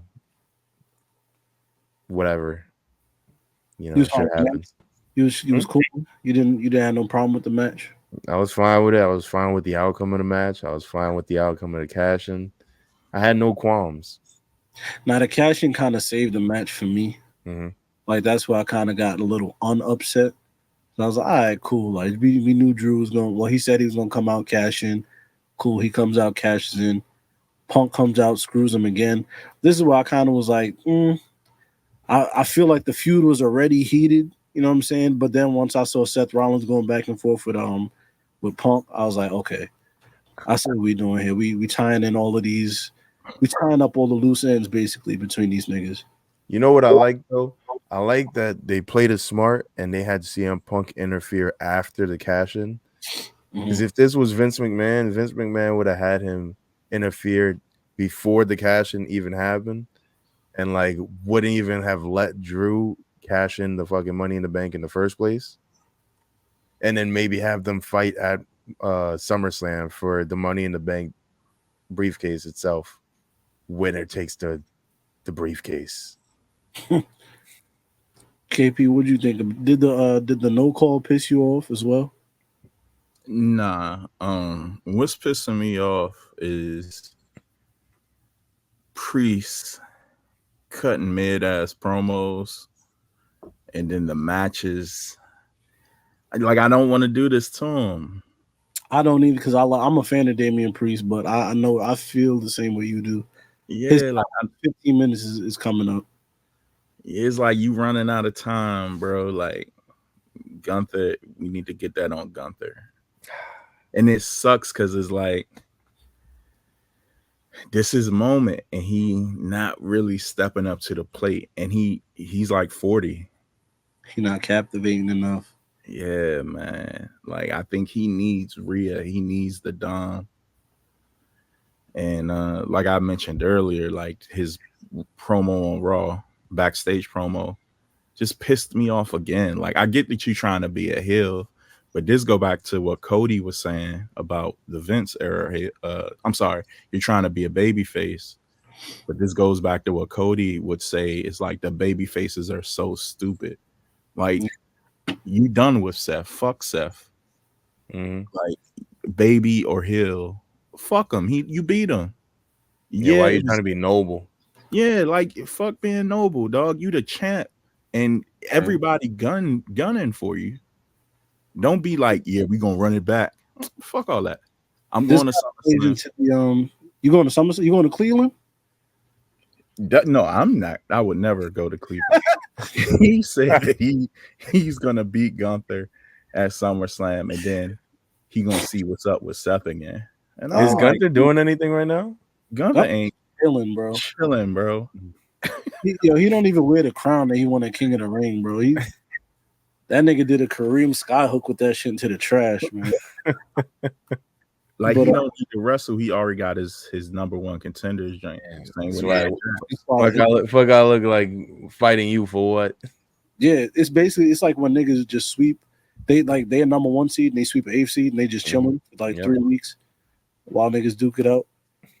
But you saying that it plays into the Judgment Day story, because Finn is even going back and forth with him. He's like, yo, what's up with you? Like, you acting like a pussy. You know what I'm saying? Like, you mad that we coming out helping you. Nigga, we bad guys, bro. What's up with you? You know what I'm saying? You want to be a stand-up champion. No. We're goons. We're thugs. That's what we do. And Damian Priest over here want to be a good guy, so I see what you're saying. Overall, I still do kind of like that story. But him doing shit like that, does it piss me off? Yeah, but I see what the play is also. You know what I'm saying? So I ain't too mad at it. Only thing I am mad at is I don't know what I expected from Priest, but I did expect him to be a little more, I guess, charismatic. But like you said, him without the pieces around him is boring. You know what I'm saying? Him without Rhea standing next to him. Yeah, all right. You know what I'm saying? So it looks like he can't do about it. You know what I'm saying? Like, he had the 2 little issues. I mean, they were big issues, but the matches were solid. It's just something's I hope he figure it out before. I don't think Triple H will sweep him under the rug, but I think Triple H actually likes him. Yeah, and Judgment Day has been a staple on TV for like the past 2 years. So they basically have been as big as the Bloodline this entire time. Yeah, in their own way. Shit, Bloodline been the A story. They've been the B story, low key. Yep. I was about to. Well, the other question I have written down here is just WWE's way of killing 2 birds with 1 stone with Seth Punk and Drew Punk. I think, yeah, basically. You know what I'm saying? Yep. And the final match was the tag match. Solo Sikoa and the Bloodline versus Randy Orton, Kevin Owens, and Cody Rhodes. The match ended with Solo Sikoa hitting Cody Rhodes with a Samoan spike and pinning him right on the Prime logo in the center of the ring. And I immediately thought that Cody Rhodes is the most giving nigga in wrestling today. Because if it was me, I ain't no way in hell I'm letting Solo Sikoa hit me and as champion, hit me and pin me 1, 2, 3 in the ring, bro. Fuck no. That just lets me know Cody Rhodes is the nicest man alive. Yep. But I mean, this is all storyline wise. Because now, bro. And also, number one, the thing that the thing that Solo wears isn't red. Is Roman's like, is his red or is it covered in blood? You talking about the what they call it, the Fafaloo or whatever the fuck? Yeah, Alfalfa. I don't know what it's called, and I'm trying to go to Hawaii at some point, so I'm not trying to get jumped by Samoans when I get down there. Oh, my fault. Even though I feel me, Yeah. but okay. But I don't know if this was like a detail that they did for Solo, but Solo's is like wood colored, and then it's like dipped in blood, like it's like blood dripping off the things. I thought that was pretty cool because they did a close up on there, and I was like, oh, nice touch. But I didn't see that. They did it in the beginning of the match when he brought the shit out the satchel, right, out the bag. No, he was wearing it already, and then when he took it off to give it to them in the corner, then he just like handed it over. No, I gotta run that. I didn't see that. Roman looked fuller too. Like I'm looking at a picture of it. I should probably put it on the screen, right? I mean, that would help. But while you get that, so I think what they're doing with that is that Solo's gonna throw that in Roman's face and be like, "Look, I was able to do this, and you couldn't do that shit at Mania. And we all helped you." So that's gonna be, to further solidify him as the tribal chief. It's the only reason it makes sense in my head for Solo to have gotten that pin. Hearing them call Solo the tribal chief make my skin itch, man. I'm like, man, this shit don't even sound right. This shit don't seem right, bro. There's no aura. Haram, hell yeah. I mean, it's kind of aura because I'm not even gonna cap. I do like what Solo's doing. And 2 weeks ago, like we talked about them not having not any aura, but there was no there's no real story they tell me. You know what I'm saying? Like everybody's kind of just the enforcer. Everybody just standing there like this. But now they kind of starting to flesh out the character of Solo Sikoa. I don't know if you've seen the promo that he cut to close SmackDown on Friday. Yeah, that shit was heat. Where he was in a room, they were standing behind him, and they just had the spotlight on him. Man, this nigga KP, you gonna have, hold on, I'm gonna have to go somewhere with that shit, man. No, that was me, but I was trying to find the Solo video and I clicked it by accident. Yeah, that wasn't even me. That one's my beat. But I do like what they're doing with Solo, man, and even just the bloodline period. Like after that, the Paul Heyman thing, I was all right. I'm sold. I'm bought in. And then last week they kind of not doubled down, but they added to that story with the Solo promo. I think that's great. I think that's how he should cut promos from now on. To be honest with you, backstage, just a single spotlight on him. Scary, and then he wrestled his match once every 2 weeks or some shit. You know what I'm saying? Like, yeah, you got to do some shit like that. But I'm bought in with this new bloodline shit because it is tough. I'm not even gonna cap. But overall, I guess the match was cool. I didn't have no problem with it. Only problem I had is seeing the champion Cody Rhodes take that Samoan spike in the center of the ring. Because I'm like, bro, you think Hulk Hogan would have done this shit? You know what I'm saying? You think Roman Reigns would have done that? You think you just being nice? No, you gotta, as a champion, I feel like you gotta pause, but sometimes you gotta throw your weight around. You know what I'm saying? You gotta throw your muscle around. No, that's not about to happen. You feel me? He could have picked Kevin Owens, but I see what they are doing with the storyline and shit like that. So, Hulk Hogan would have shot everybody in the head in the bloodline if they would have just went up to him with just the idea.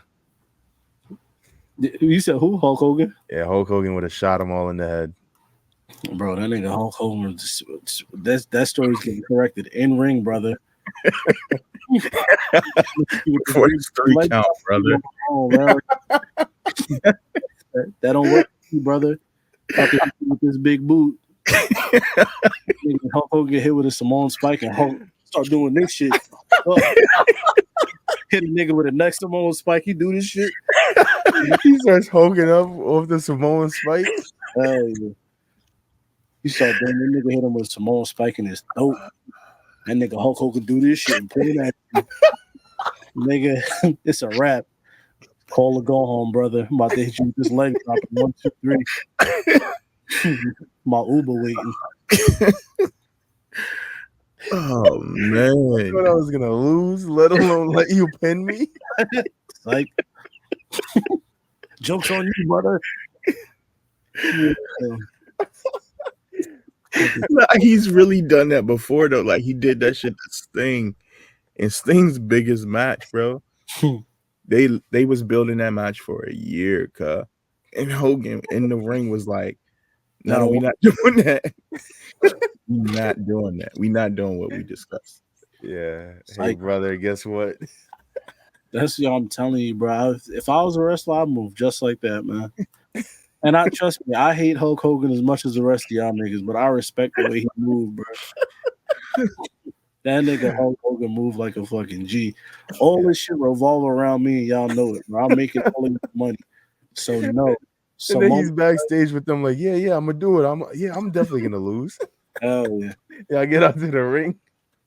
Oh, bro, why would I lie to you, brother? Come on, brother. That nigga get out there and do this shit. Yeah. Your ass, nigga. You better take this pin, nigga. Fucking you. He said he's just like that too. You nigga do this shit, hear the crowd. He whispering like, yo, y'all niggas hear the crowd? Come on, bro. He is saying niggas too. Yeah. So I know y'all niggas hear this shit. Oh, that's great. Man, overall. It go to little neck joints that the Samoans wear. So this is Roman's. Yeah, so his is like, red. Right. His is real full. And then this is Solo's. So if you see Solo's, like when they do it up close, it's not red. It's blood. And like the wood peeking through. Yeah, the real color is wood. Okay. So, those are the different details between Romans and Solos. Solo, if I was you, I'd bust that shit down in some diamonds, man. Put some moistenites in that bitch, man. A diamond encrusted whatever that is that shit would go so crazy. Call Johnny Dang right now. Get Johnny Dang on the phone. Hello, Icebox? Yo, you know how crazy that would go? I'm telling you. Oh my God. With an all black fit? Nah. He pulls, instead of throwing up the one, he just holds it up like this. Yep. Do not let me hit the lotto, because I will get that and I will go crazy with it. I'm telling you, bro. And I'll even put one on my wrist and do the Shador.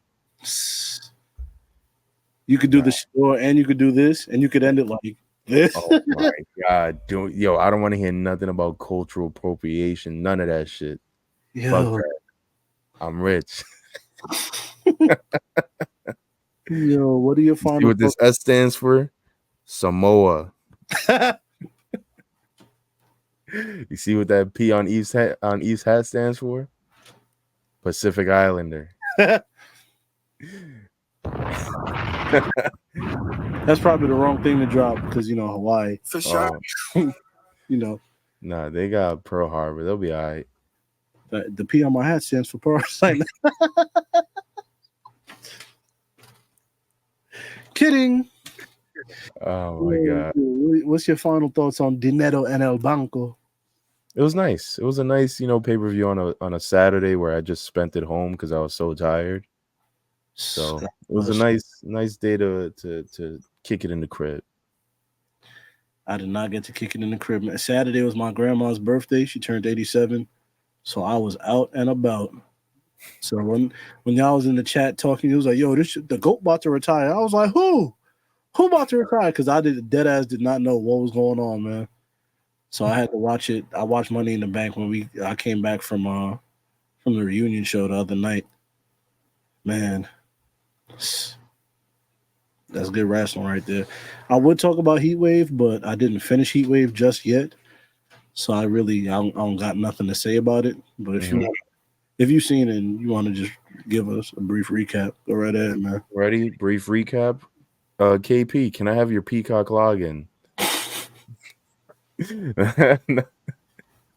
That's the recap.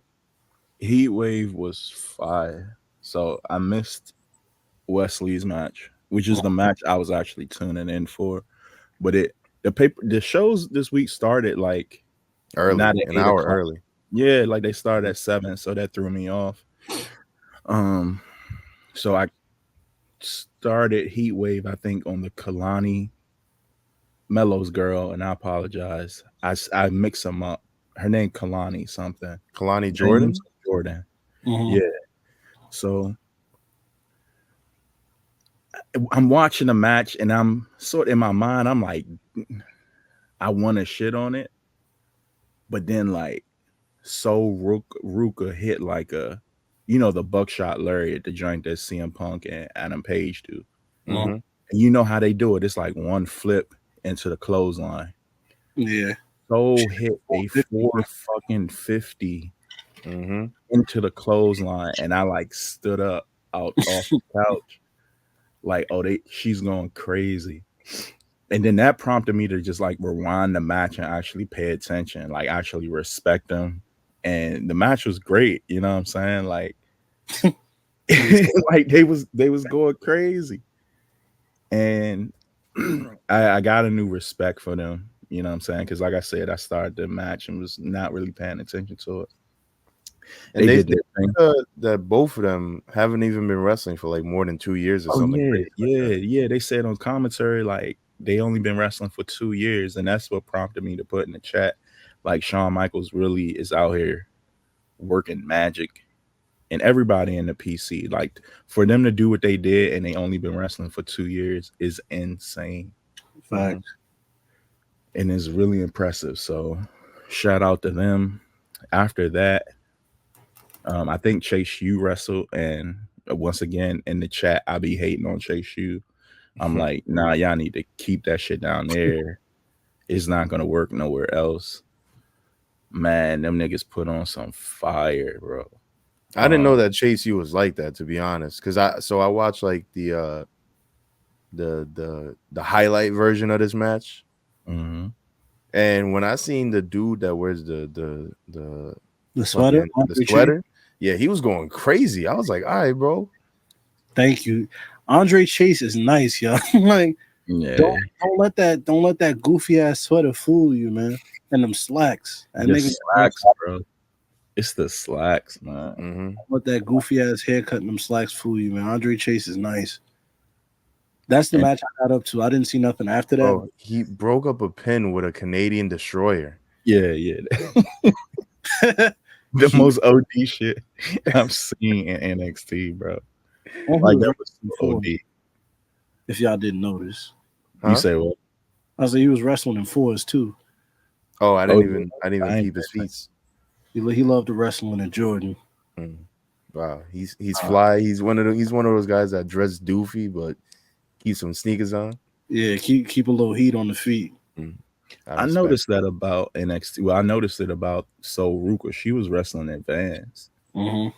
And I was like, dang, like, she was on the top rope and everything, just good balance. So I don't know. Vans have zero grip. Vans got more. If that was me, I would have slipped and broke my neck on that damn top rope, bro. I know her feet were boofing, buddy, and like her feet were killing her.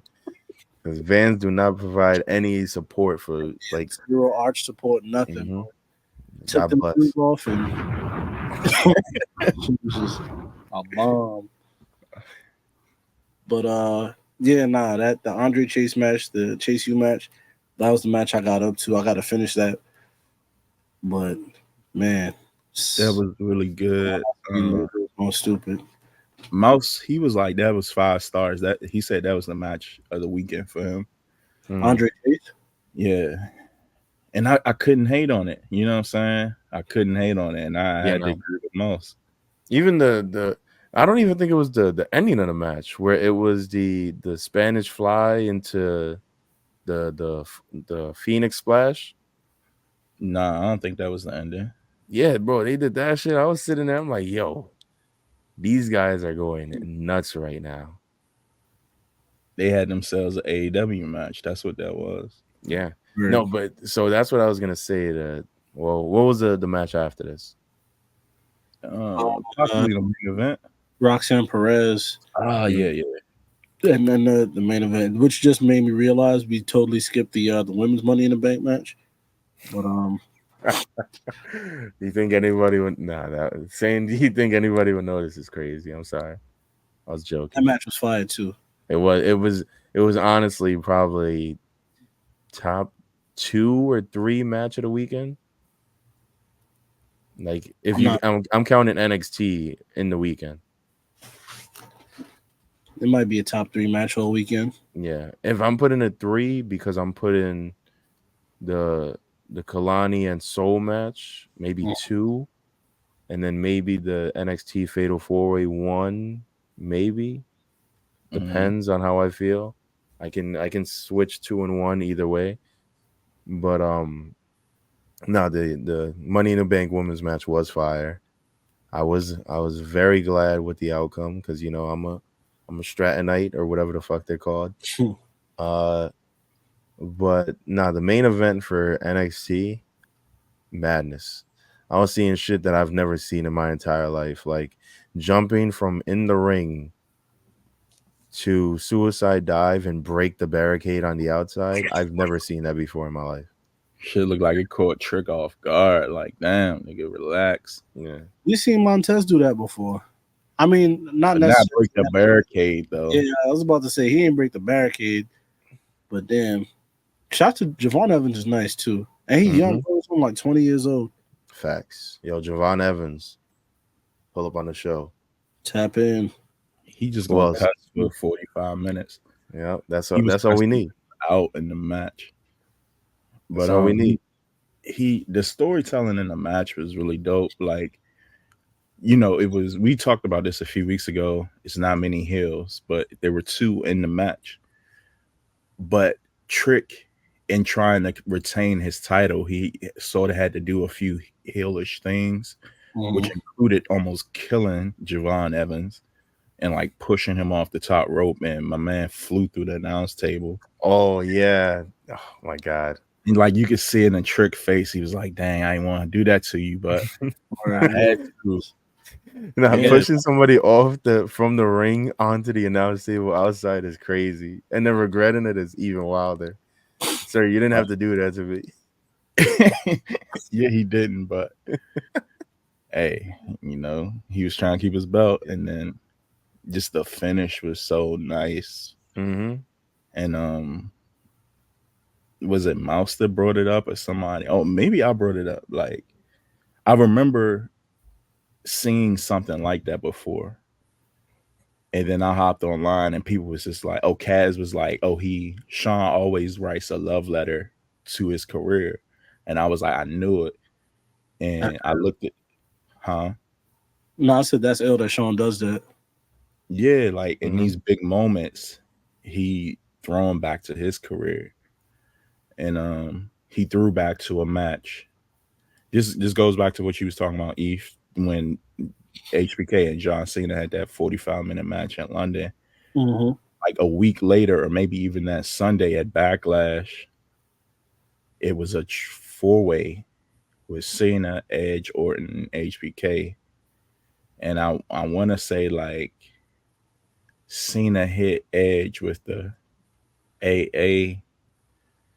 Yeah, it was I like don't a know, spear. I think it was a spear spear to Orton Yeah, into A on Edge. Orton went to hit Cena with the RKO. Cena pushed Orton into Edge. Edge hit the spear on Orton. Cena picks up Edge, hits him with the AA. Boom. Sean super kick. Yeah, Sean super kicks Cena, knocks him out. Cena falls on, wins. Yeah. But I don't think it's Shawn Michaels that does the. I could be wrong. I feel like it's maybe the talent, because think about it, all this talent in the ring. They're so young that they're probably sitting there and they're watching Shawn Michaels matches, and they're like, you know what, I'm gonna throw this little Easter egg in there, as me paying homage to Shawn Michaels and shit like that. So, because if Shawn Michaels is doing that, that's kind of crazy. That's fire if he is. That's a little narcissistic, if you ask me. But hey, that nigga the GOAT. That's ill. To write a little love, to show the game love. It's like, damn, son, like, hey, my shit was so fire. Do it again. Basically, yeah. I mean, is he raw? Shit. That's ill if you ask me, man. But nah, I definitely, from what y'all described, I gotta, because to me that might be the most talked about match of the entire weekend from what I've seen on Twitter. So I gotta run that match back. Not even back, because I didn't even get to see it. So I just gotta run it back. Yeah, I just gotta see it because I know it's heat. Yeah. I got a question about Trick Williams. I might want to ask it. I'll ask it next week. Yeah, I'll ask him next week. It's about like basically him and Jade. It's like, yo, is your aura is kind of just carrying you. You know what I'm saying? Like your aura is on like plus 10,000. So the aura is carrying you crazy, but the skill still not. Not that it's not there, but it's not. It's not matching the aura. Yeah, the skill and aura not matching. You know what I'm saying? But that's a talk for another day. It's tough paying Randy Orton. I don't know too many people Roman aura match. Yeah, like it took Roman a decade almost. Figure it out. Yeah. Not a decade. It took him like 6 years. 7 years, 6 years. Yeah. So it's tough. We got to give it time, man. Yeah. Bianca, skill and aura match Bianca. Out the gate it did. But not everybody, that's a special case, I guess. I got a couple TTMNs. We can close the show, man. We got 2 wild tweets too. You want to do them first? I didn't have it loaded. I brought the Kurt Angle shit up. I don't know if you had that in there. Oh, with his wife? Yeah. Yeah. I wanted some Hawk Tour. Hey. That's crazy. We got to stop that shit too, man. Enough of the Hawk Tour. Well, Shorty just got paid like $50K to judge a wet t-shirt contest in Vegas. All for just saying that she gives top. What is like? Manny, come up with a phrase, nigga. My fault. I'm gonna figure it out. What's these wild tweets you got? We could do that before we jump into TTMN. So on Raw, it was like a new little group that formed. Oh man! And the internet just kind of went crazy.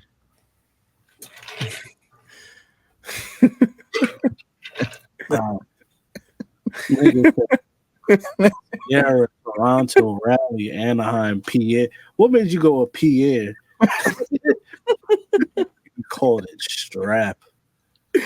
Oh my god. DJ Larry, you a sicko.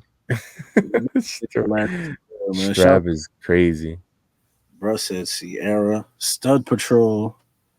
I'm not gonna lie. I kind of like the name Stud Patrol. I think Stud Patrol is catchy. Stud Patrol.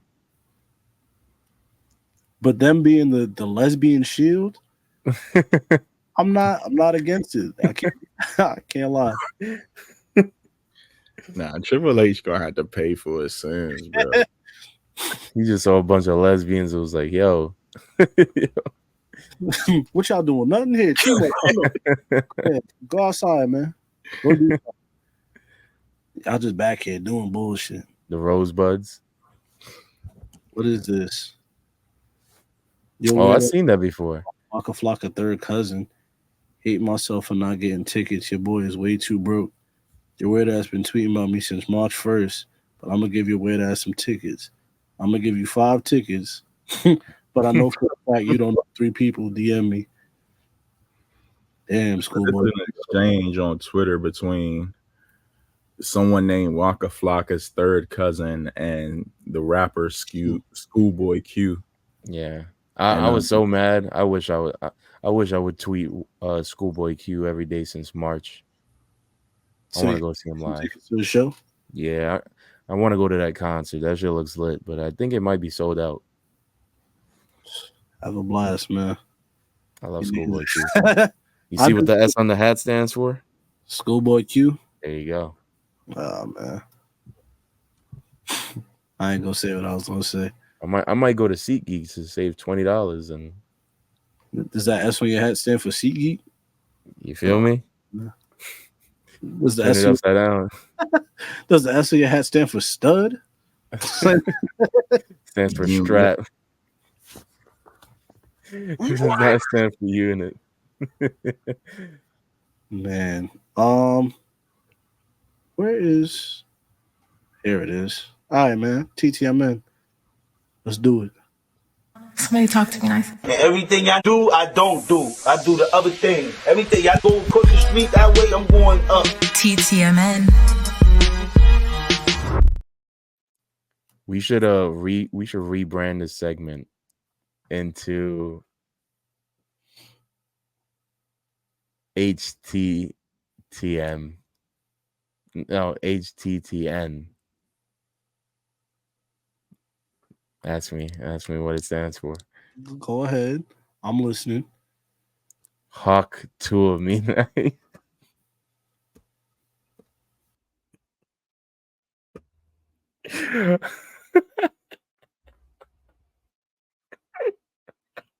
Hawk to. All right. What's the questions?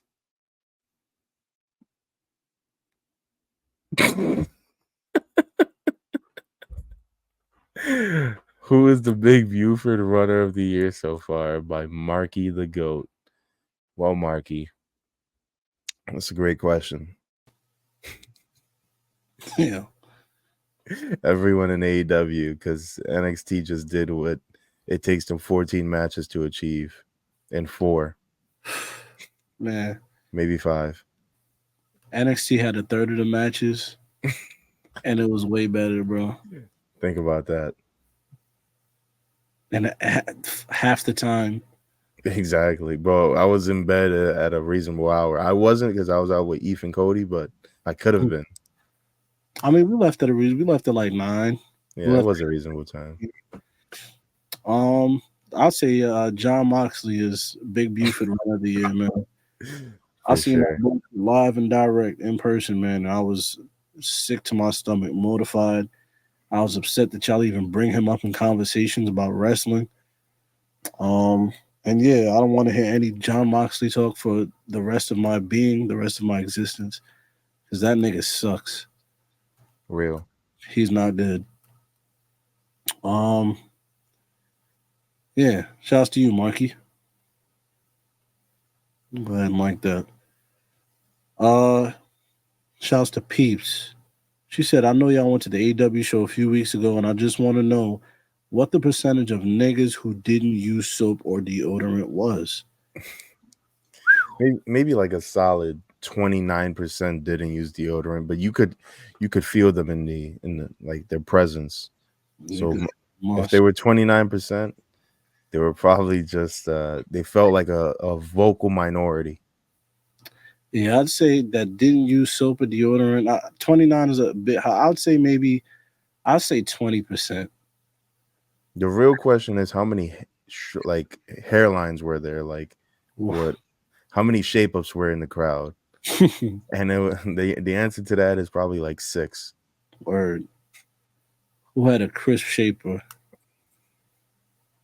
And me, Cody, and Eve are three of them. Yeah. The other three, good luck finding them niggas, man. Yeah. Dame Dash. Oh yeah, shouts to Dame Dash too. He was in the building. Manny was like, "Yo, is that Dame Dash?" And I was literally watching the show with shades on. I'm like, "Nigga, what are you talking about, bro?"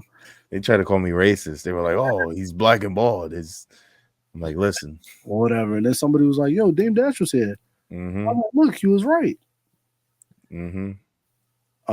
Banks said Marco Stunt showed up at AEW this past week. Them dead. He is dead. I seen him go mouth first, pause into the turnbuckle. Yeah, Marco Stunt, you need to go back to your day job. Chipotle? I thought he worked at Chili's. You know what I'm saying? Go ahead, go back there at Chili's, keep making them triple dippers, man. Yeah, there you go. The hood needs them. And them pomegranate margaritas. We appreciate you. Yo, not for nothing. Chili's menu is yo. I haven't been to Chili's in a minute. We're gonna have to have a talk about Chili's one day, man. We should do a live pod at a Chili's. I'm with it. I'm not joking too. I'm dead ass. I'm really with it. Hell yeah. Oh, this is old. Bro said congrats on 300 episodes. We are 48 episodes removed from this question. So shout out to you, Ron. It's been almost a year since you sent something in, man. I appreciate you nonetheless. He said, question for Manny. How was seeing Ellie De La Cruz play baseball in person? Bro, Big Ellie is one of the biggest freak athletes I've ever seen in person. I seen it, bro. So the first game I went to was on the Tuesday when they played the Reds. Bro, he hits a ball, watches the land because it looks like it's cutting foul, and then legged out a triple with ease. With ease. He's one of the fastest players I've ever seen. And then I think it was his next at bat. Dude hits a home run straight to center. Nope. Is he possibly the most electrifying man in baseball right now? So right now, Big Ellie, most electrifying player in baseball for sure. Man, I seen him steal bases when I went to the second game. Bro, he did everything. Everything you want to see Ellie do, he did. It's more impressive because the nigga's like 6'6" too. At shortstop. Crazy. A unit, as you would say. Exactly. Well, no. Units are more like Vlad Jr. when he was fat. Oh, units are niggas that's jocked. Exactly. You know who's a unit? Damn, who fought Pete Dunne yesterday on Raw? Oh, Bronson Reed? Bronson Reed's a unit. Yeah, that's a unit right there, man. That's a fucking unit. The Bronson unit. B unit. BU.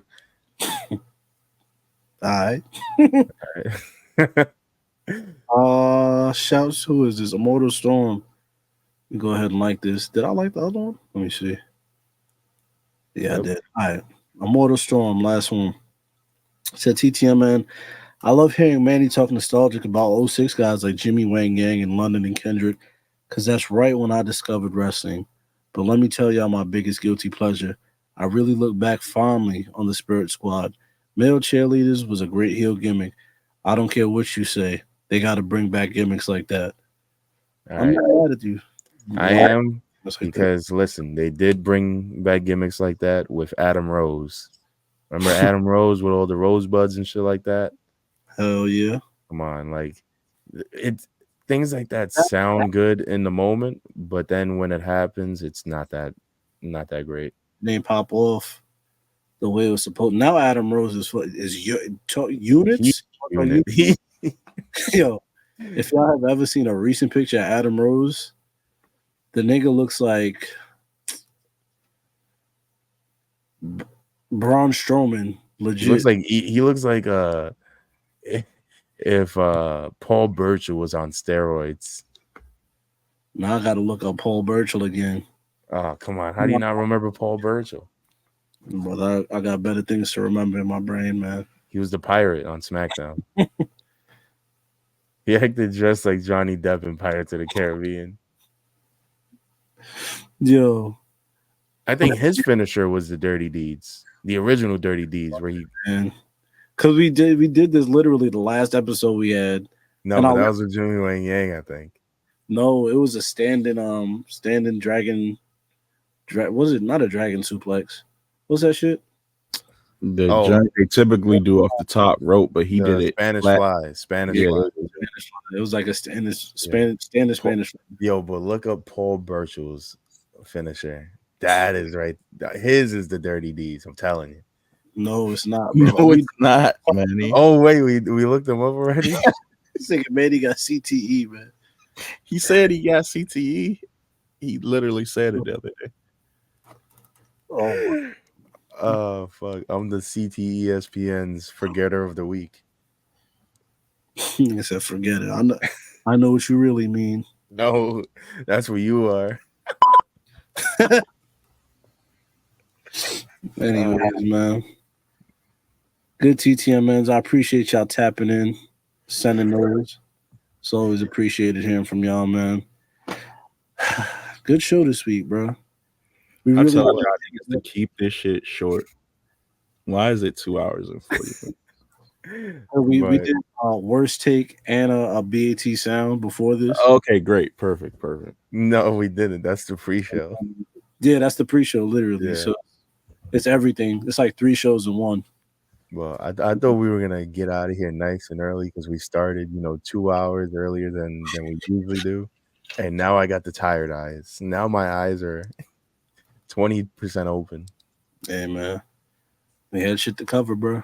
Yeah, no, we went crazy. Whatever you want out of here matters none to me. Don't cut anything though, except for Man, what are your final thoughts on this week's episode? Jimmy Wang, get the camera on me. KP, put this in the promo. Start it off with it.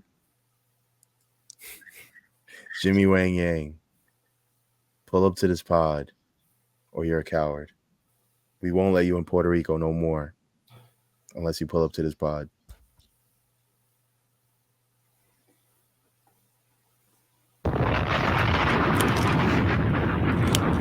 Please and thank you. Yeah. Well, with that being said, man, before I get up out of here, there's a few things I want to let y'all know. First thing, SummerSlam is coming to a city near you, and that's only if you live in Cleveland, Ohio. You feel me? Live in Cleveland, Ohio, SummerSlam is coming your way, pal. You feel me? So make sure you tap in. You go to SummerSlam and you go to the show on August 2nd at Cleveland, in Cleveland, Ohio, at Mortgage Bank Arena. You feel me? I think that's the arena name. Matter of fact, I know that's the arena name. So, yeah, if you're watching on YouTube, scan the code, get your tickets. If you're listening on Spotify, Apple, wherever it is you're listening. Yeah, it is 3 weeks away. Time is moving. Do we have another pay-per-view in between this and? I hope not. 3 weeks after SummerSlam is Battle in Berlin and NXT No Mercy. Oh, these niggas are not wasting time, bro. Man, well, wait. So there's in between this SummerSlam and now, there's no other pay-per-view, right? I'm just making sure. No. It's just SummerSlam is next. Thank God we get a little break. You know what I'm saying? So yeah, like I was saying before, if you're in Cleveland, man, go to the show on August 2nd, the SmackDown show. Use the code if you're watching on YouTube, scan it. If you're listening, open up that SeatGeek app and do what you need to do. You know what I'm saying? Use code BATPOP for $20 off your first order. Secondly, make sure you tap in on YouTube, like, subscribe, share, hit the notification so you get notified when we drop episodes. A lot of good things are on the way, I promise. 7 years. We're just, a week away, 2 weeks away. So, yeah, man, we trying to do bigger and better things for y'all. So make sure you tap in on that end. Also, patreon.com/blackannounce-table. Spend the 5 to 10 to 20, whatever you would like. We will be revamping that as well for 7 years. So a lot of new things coming that way, just to let y'all know. You know what I'm saying? So get in while the getting is good. I promise there's a lot of good things that's about to happen on that end. Spend the 5 to 10, whatever you feel comfortable spending. You know what I'm saying? Go tap in. I'm Eve. That's Manny. That is Four Loco. Shouts to the good people at Four Loco. This is episode 348, man. We're gone. Hell yeah.